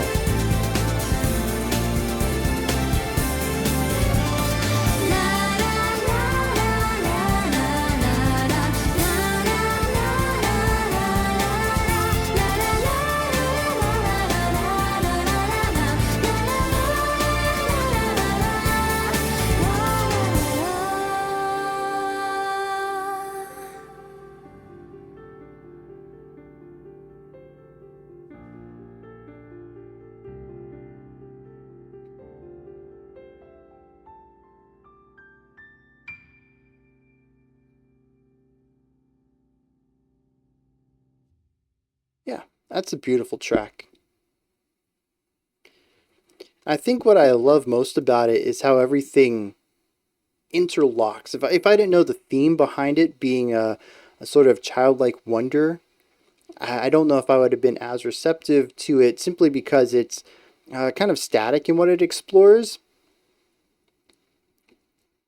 But knowing that, you can really feel it in every part of the song. There really isn't any darkness to this track at all. And it, well, here's what I think is interesting about it. Despite not having darkness, it doesn't really feel uh, like bubblegum either. It isn't super sweet or super poppy. It just, it's innocent. And I think that's not a word I would have come to if I wasn't aware of what it was particularly aiming at. And I think it does a fantastic job of capturing that childlike innocence of kind of viewing everything through a very positive manner. It's about kids mimicking and making a game out of adult business. Okay, right? Yeah. So they're going to capture what they see and not, the parts that are hidden behind or alluded to. Any of the heaviness. I mean, like, I don't know if you've all played games with kids before, but I mean, we used to play when my kid was younger, cashier, right? And you go around, you got to buy stuff, and she's like, "No, I want to be the cashier. You have to be the buyer." And she's like, "Beep, beep, beep," and she takes your money. And like, they turn it into a fun thing, but dude, being a cashier sucks. I did it for like, I don't know, 5, 6 years. It sucks. But kids can find the fun in that because they don't include that negative part, and I think that's what this captures very well, that childlike innocence and wonder, bringing about the most positive parts of it and turning something rather mundane and boring into something fun to do. And I think this song captures a lot of that. I am familiar with Bluey. My niece had a Bluey stint for a few months. And so I've seen a couple of episodes, but I've not seen that one. But I'm kind of curious now because I do like Bluey. I think it's a fantastic show. Um, so I might go check that out on my own. Feel kind of weird. Almost a 40-year-old, like, oh, I'm going to go watch Bluey by myself. As a grown up, it's the best kids cartoon. It's definitely up there. I think it does a great job at being nuanced in a way that most kids shows aren't, and it doesn't talk down the kids. So, wow. Wow, we got some contentious opinions today. And who knew it was going to be about Bluey and not metal or emo? Of all the topics, I kind of figured. We have some pretty open-minded people here. Uh, I'd be very surprised if anybody had such a strong reaction to anything in this community. We Bear Bears, dude, I love that show. I used to watch that with my kid when it was on too. I feel like this generation's kids shows don't get a lot of, they don't get enough recognition. We Bare Bears is good. I even like Clarence, and I know that got a lot on some people's nerves, parents, millennials. But I thought that was a really good show too. Less of a kid show and more of it makes you feel like a kid show. I could see that. I definitely wouldn't put it in the same camp as Bluey, but I don't really think it's made for adults either. And I feel like it's a little too young for like the teenage, maybe like a tweener show. I could put it there. Bluey has a 9.3 on IMDb. That's wild.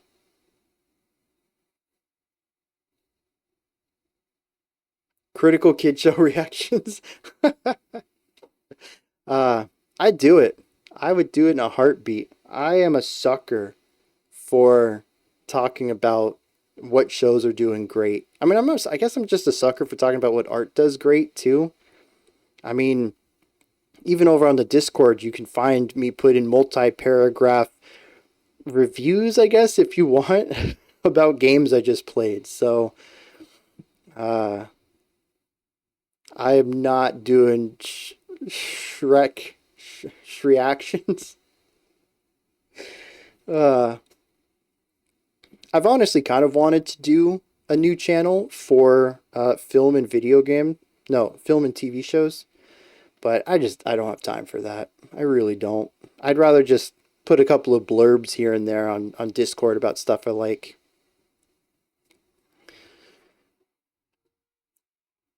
My opinion on Barney, like the dinosaur from the 90s? I kind of think that's a joke question, but I honestly don't have an opinion. I don't remember enough about it. Although I did watch the Barney documentary called I Love You, You Hate Me, I think is what it was called. I can't remember if that was on Peacock or HBO, but it was interesting looking at the rise of Barney, how it captured so many people's, so many families' attention, and also how it kind of fell off and dropped off of popularity real quickly. And of course, all of the hatred for Barney. Dude, I remember all the stuff on like Newgrounds, Flash animations of like beating up Barney, all the songs we used to sing at like I don't know, fifth grade, I guess, older elementary. So haven't thought about Barney in a hot minute. Exactly, like Barney fell off so quick.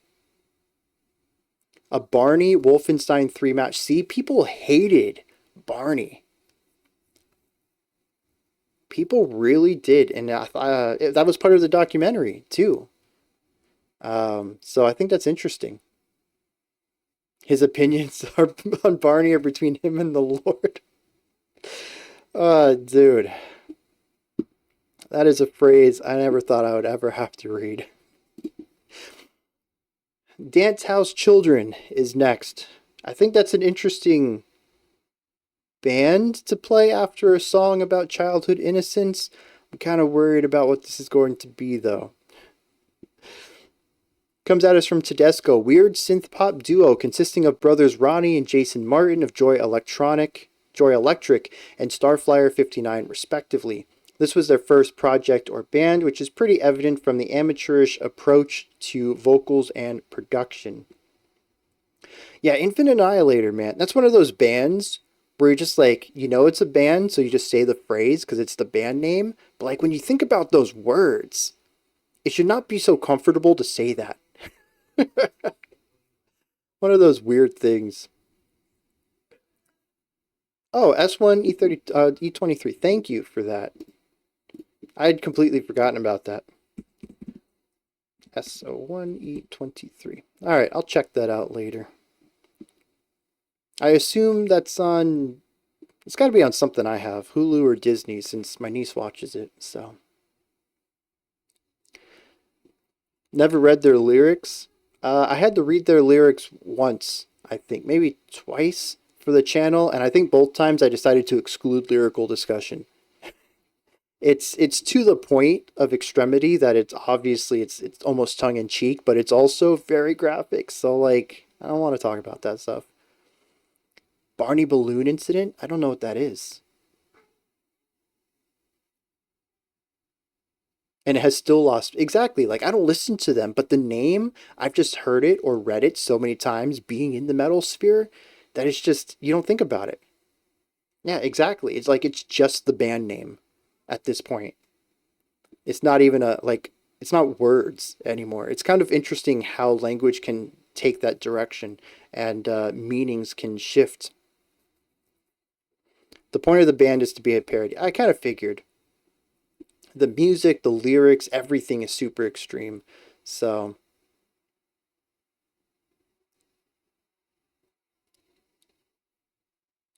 Dying Fetus, and they had some fun song. Well, if you call your band that, I assume that you're also going to have some interesting song titles.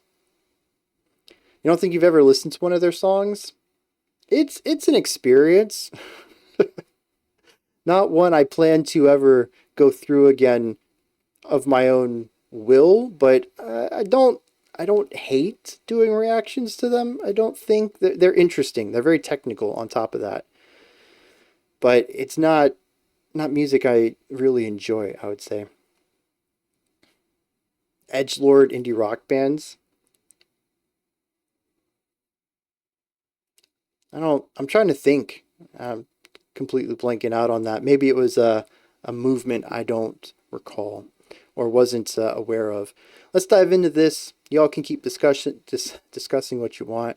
But we do have 20 minutes left. I want to get these last 3 done. So, Silver Streams. Let's dive into this and see what's going on.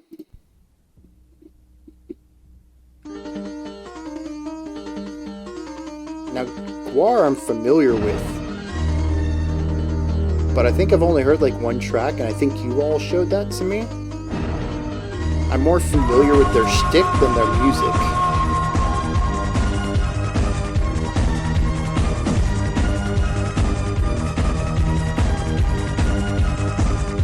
Oh snap! I gotta go look up that balloon thing, because that would have been Macy's Day Parade.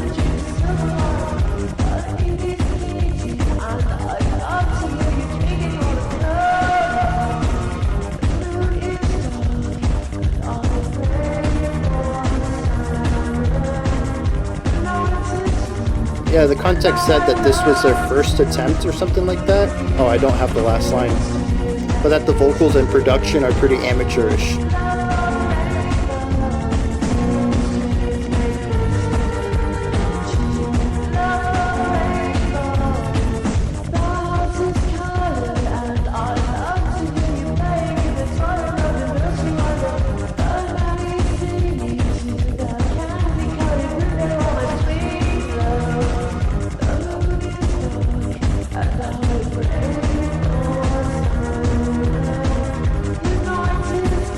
Synth lining up with the vocals, a nice touch though.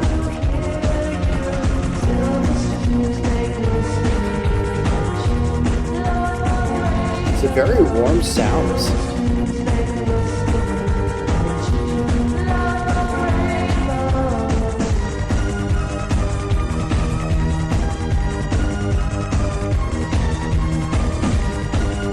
It's very bright and optimistic though.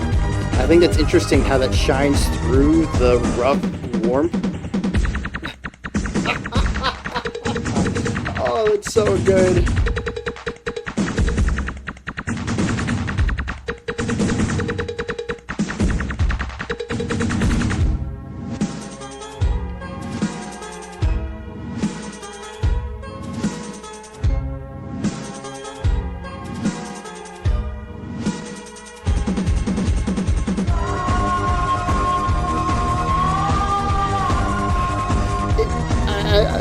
I almost want to say it feels like parody.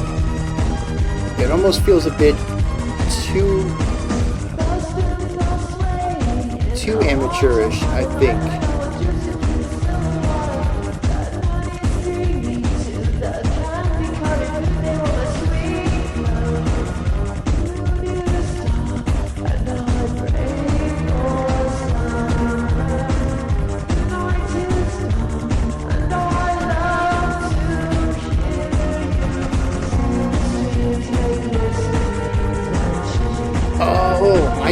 Chorus felt familiar, but I couldn't place it. But Dirty Little Secret. Oh, Oh, for sure. I totally agree with that, Mark.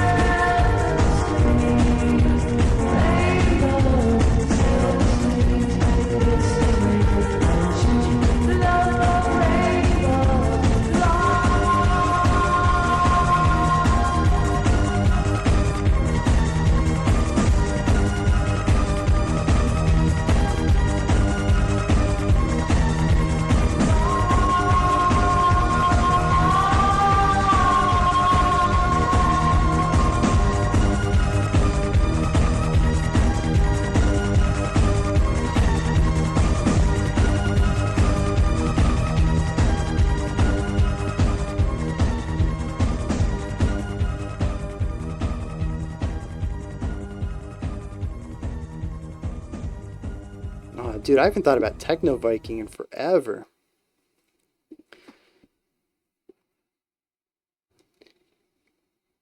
Yeah, I don't know how to feel about this one yet.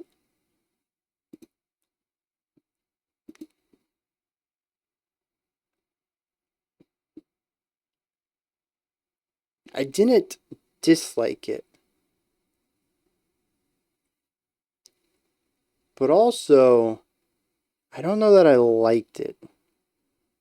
I thought it did bring a nice optimism to the table, and I thought that worked really well with the general lo-fi production of it, but it does have an amateurish sound to it, and that drum solo after the first chorus was what?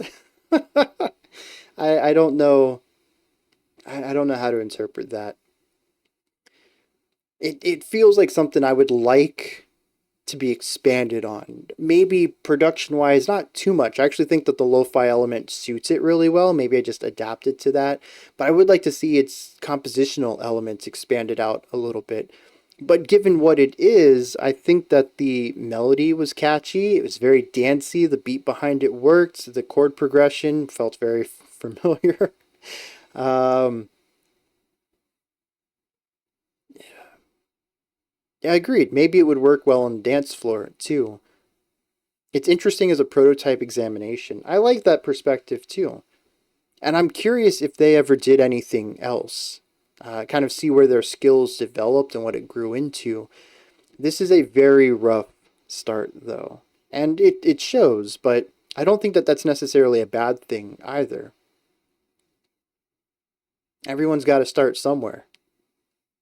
And this isn't a terrible place to start. It's just, it's kind of lacking experience in production, I think, more than anything. The music, I think, is rather solid. Um, the chords, the melodies, like I said, it's catchy, it's dancey. That works. It just sounds a little rough. And see, that's interesting too. You know, I had mentioned that I would like a version of this that would be expanded out a little bit, but very possible that if they had done something like that, purists may have enjoyed the original, as some people do enjoy demo versions more than what ends up on the studio. And even that System of a Down example, I mean, we've had stuff like that on the channel before where people have requested demo versions because they enjoy them better than the studio one. So, yeah, I mean, that's definitely a phenomenon too. I think you're too deep into lo-fi stuff. Like I said, I don't think it was terrible. It was a little bit more muffled than I would have liked, but I think it fit the atmosphere well. So, I don't know. All right. Here we got Kikagaku Moyo. Is that how you pronounce that? With Smoke and Mirrors. This one comes from FHI with no context. Let's dive into it, see what's going on with the penultimate track for today.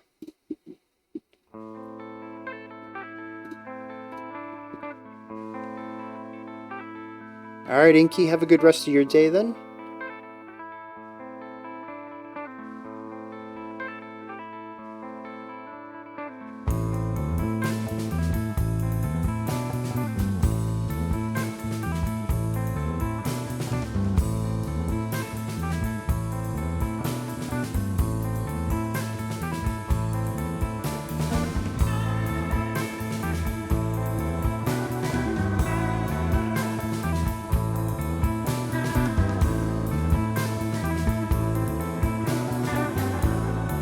very strong atmosphere right here.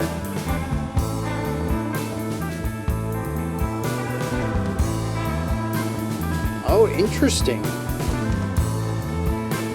John Anderson seems up Jim's alley, though. That seems kind of obvious, I think, in retrospect.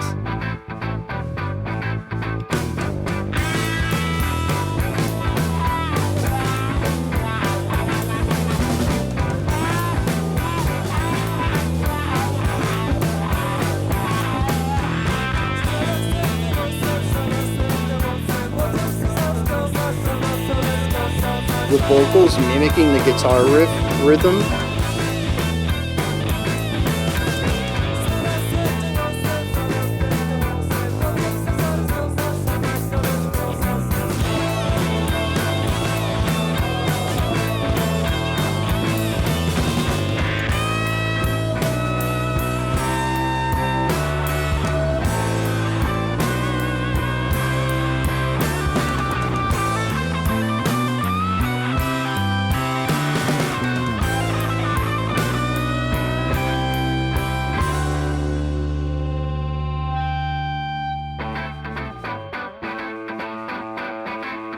What would you classify this verse as? It's like a high energy blues rock.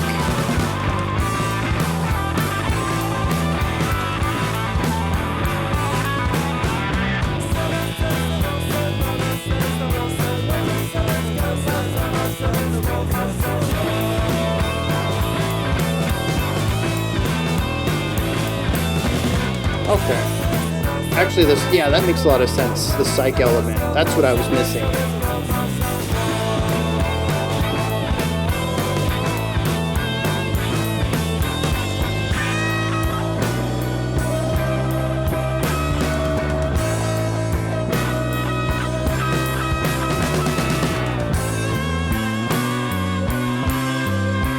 I love that bass just leaping into focus there.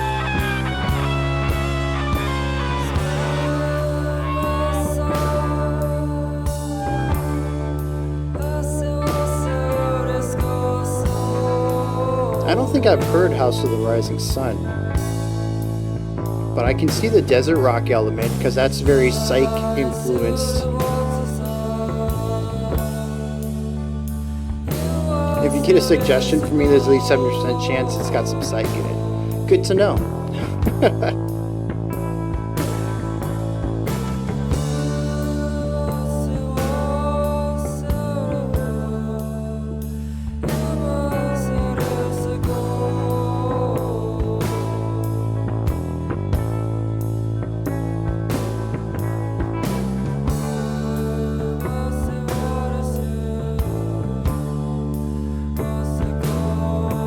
Trying to get a feel for this, and I think that's it. It's all over the place. There's a psychedelic through line to all of it, but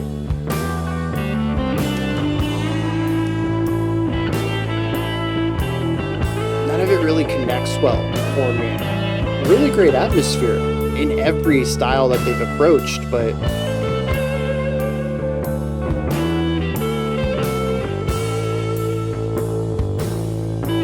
that bass tone got big too. Alright, Evil, have a good rest of your day.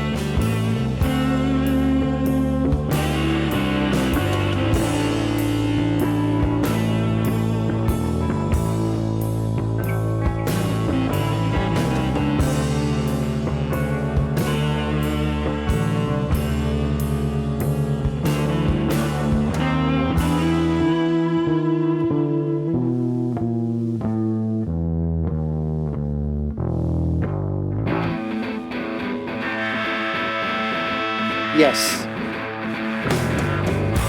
As long as everything works like it did last week, it should be a pretty quick process too.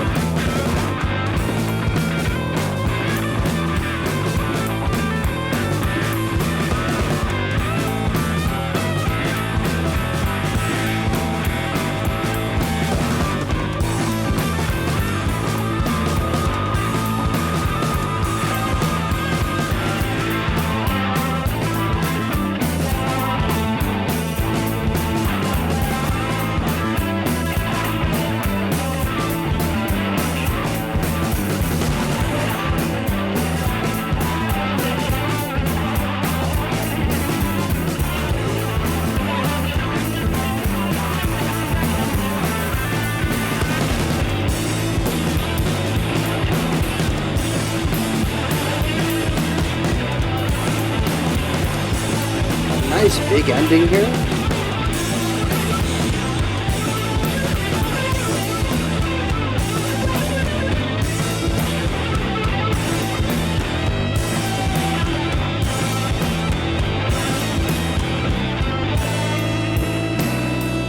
And bringing back the theme. Okay.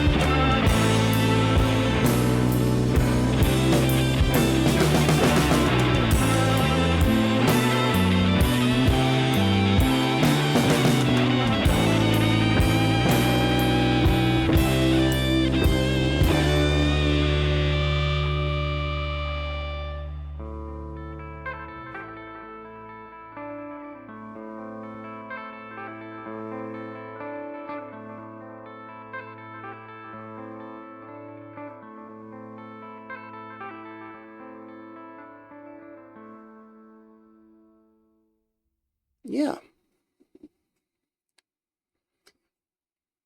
It's a jam song. There's a lot of extended solo sections in there. I'm getting better about enjoying those, I think. And the atmosphere on here is fantastic, especially once we hit that groove. As others had said, the beginning's a little all over the place. There's the slower section, the mid speed, and the faster idea. And I don't really think all three of them work too well together. But once the song kind of gets out of those verses and focuses on the theme, the motif of the song, and the sonic exploration of that, I think that's where it really starts to excel. And so I really enjoyed the layering of the bass line in the middle with the chordal stuff over on the right in the guitar, and then the left side lead guitar. And I thought that worked really well. The last, I would say, 3 minutes of the song was really where things started to coalesce into a way that I felt was very cohesive and showcased the strengths of the song. Could they have reached that point without some of the interesting parts at the beginning? I don't know. Maybe some of that jumping around was what helped the ending feel so strong, because these ideas that felt segmented finally come together. But part of me kind of wishes that the beginning made a little bit more sense, at least. Maybe it's just because we got thrown into the deep end there, and knowing what the song does, maybe the beginning makes more sense on a second listen. But I mean, that's kind of my big issue there. It's just the beginning. But there is that cool idea where the vocals mimic the guitar rhythm in that verse. I thought that was kind of cool. And just overall, the bass has a fantastic resonance throughout this entire track and continuously takes that lead role. So I dig it. And it's a nice way to, I mean, it's a week behind, but it's a nice way to cap off the stoner week that we had, was it 2 weeks ago? And yeah, it's a nice way to piggyback off that. And I think write something that works very well. For me, anyways. I kind of had a tough time with some of the stoner rock stuff, and this clicked with me in a way that none of that did. They were a recent discovery, and you really like it. Yeah. It definitely captures that older psych vibe, but I think it's how they go about layering the bass into everything that feels more 70s than that modern 90s stoner rock sounds, while still capturing a lot of that modern aesthetic. And so I think it's just a really nice, like cherry picking all the best parts of the different eras of psych music, and bringing it together in something that feels both modern and retro. And just, it clicks for me a lot better than some of the other stuff. All right. Penultimate song today. I don't know how to pronounce any of this.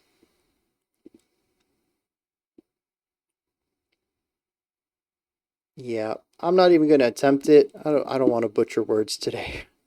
Let's see what our comment is, though. From Nessa, this month I'll share with you the greatest find I ever got from a Spotify recommendation. It's as obscure as a soundtrack to a Finnish sports documentary series, but the music is absolutely sublime. for any music enthusiast, let alone prog fans. Highly recommend everybody checking out the rest of the soundtrack. It's packed with gems. This particular track is from an episode about Formula One. Pay particular attention to the solo sections. Sounds like cars racing. All right. That's a description. Let's dive into this and see what's going on with this track.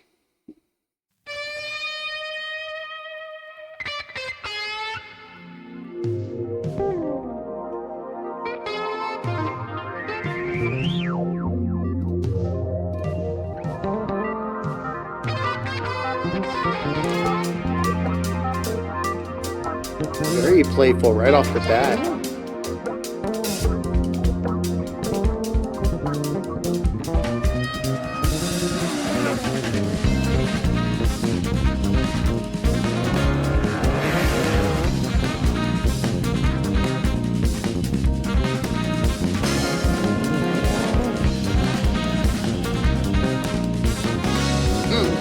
Dude, that is so good.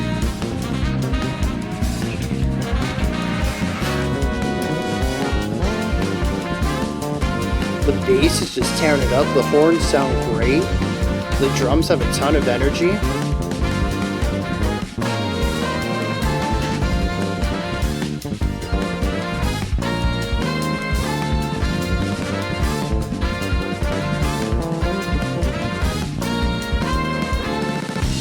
Ooh, that little glitch.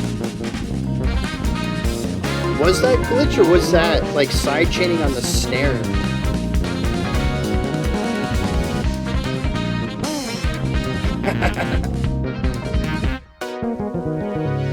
EK9 laukaa, paukkeen kuulee jo kaukaa. Valvoja puhaltaa varoituksen pilliin, yleisö repeää huutoon villiin. Näkyviin syöksyy S4 lanssia, männät sylintereissä lyövät tanssia. Hyppyristä ilmaan, kone hakkaa rajoitteita vasten. Kuskit sankareita aikuisten ja lasten. Aleen Kivimäki määrää pätkän tahdin, 600 hevosta mekaaninen ahdin. Penkereillä miehet vertailivat väliaikaa, auto on mennyt, silti metsä raikaa.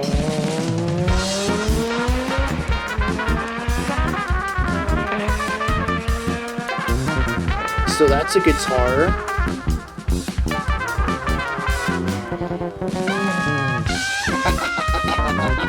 Yeah.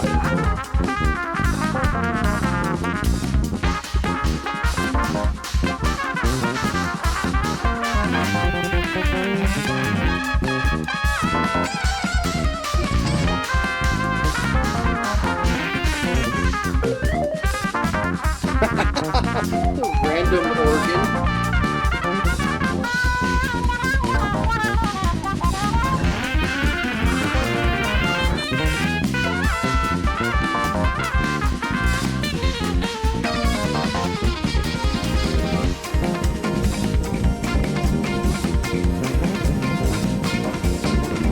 Oh yeah, this is going on my list. This is too good to ignore.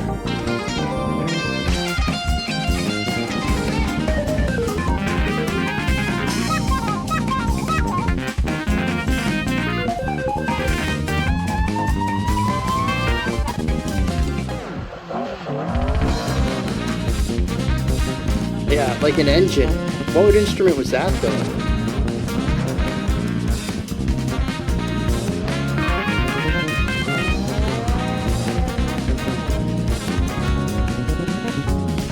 The bass just, he doesn't stop.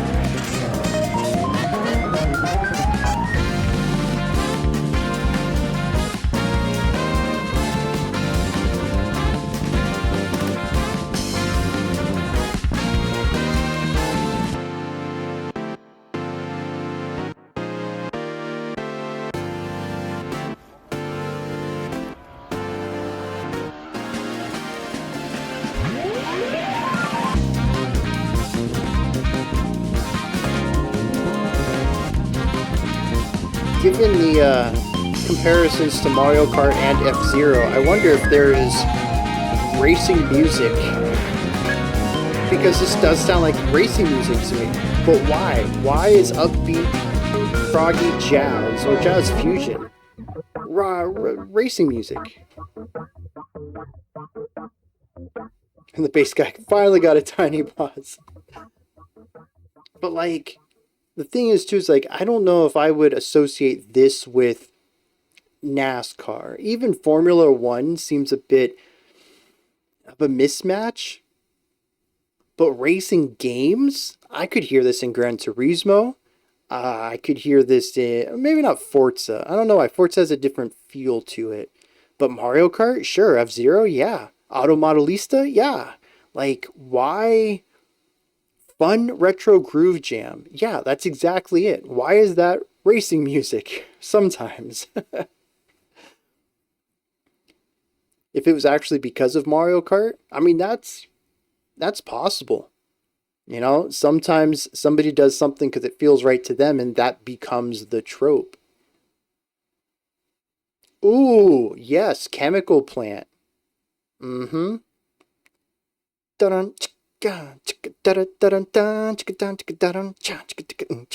Yeah, that's Chemical Plant right there. But see, that's also really jazzy, really upbeat with funky rhythms. And I think that's why those line up. Kid-friendly, upbeat hype music. I agree with that too. The title translates to Quick Trip. Here's what I think about it though.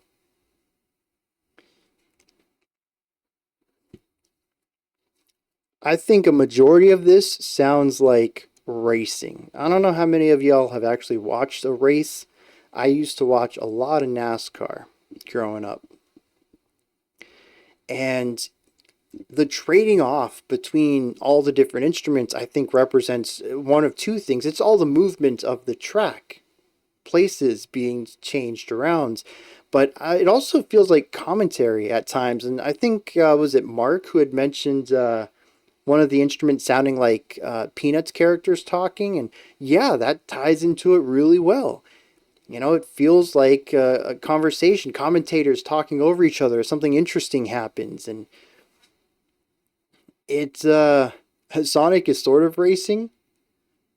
I mean, yeah, there's definitely racing formats for Sonic too. So, yeah, that lines up well. But that's what the whole middle section. It felt like a story of a race. It works for kids. It makes the right parents go nuts over it if it's featured as a game soundtrack. That's yeah, yeah. I mean, even growing up, what was I like? When did Sonic 2 come out? That's when I got my Genesis for Christmas. It came packaged with Sonic 2. I don't know, like 93? What was I, like 5 or 6 maybe? I mean, that's a chemical plant zone. It was my favorite song. So it wouldn't surprise me if kids just love this, which is why Nintendo particularly likes to pack it in their racing games, which tend to be a bit more lighthearted. But it is absolutely there for parents too. Like this stuff is, to me, it's music for music fans. Especially if you're a prog rock fan. There's just too much in it to be, you know, to not warrant attention, to not want to dig in. Oh, what's the bass doing? What's the guitar doing? You know, it's just so well written. All right, have a good rest of your day. Oh, Casino Night.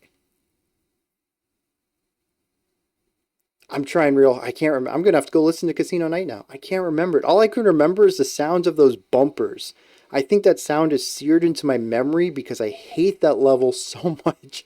Because those dang bumpers never let me go where I wanted to go. Uh,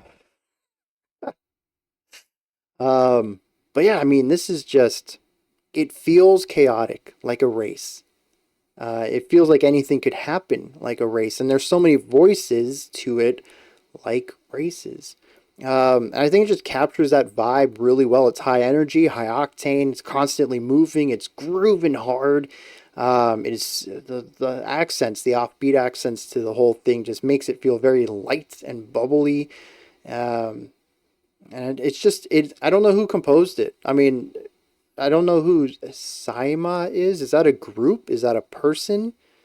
They mentioned that it was written for a documentary. Is that right? Did I misunderstand that? So that makes me think maybe there's multiple people. I don't know. However this came into existence, though, it is fantastic. Oh yeah, Stuart Copeland's Spyro. I mean, I still need to dig more into that. I kind of want to play Spyro again. I saw they remade it with new graphics. I was like, oh, maybe I should dig into some nostalgia.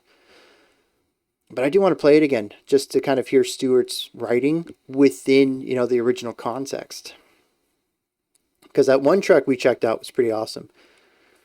All right.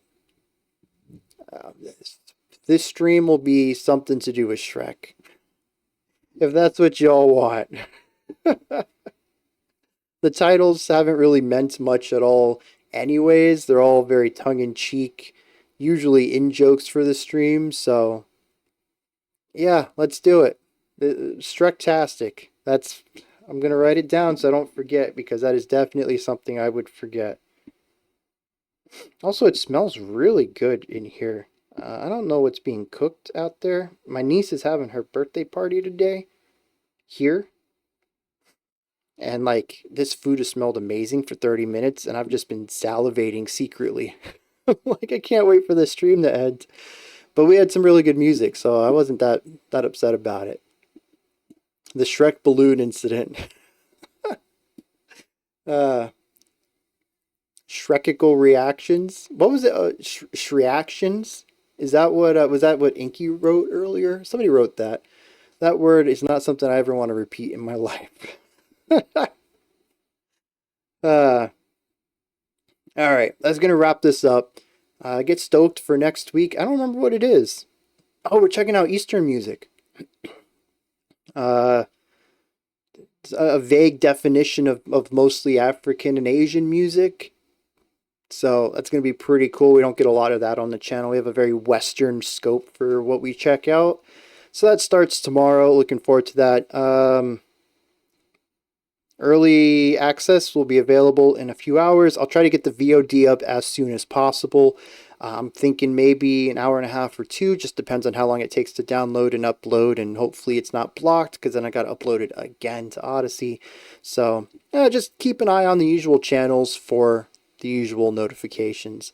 All right, y'all have a fantastic rest of your day. I'm going to have a good rest of mine. And I'll catch y'all later.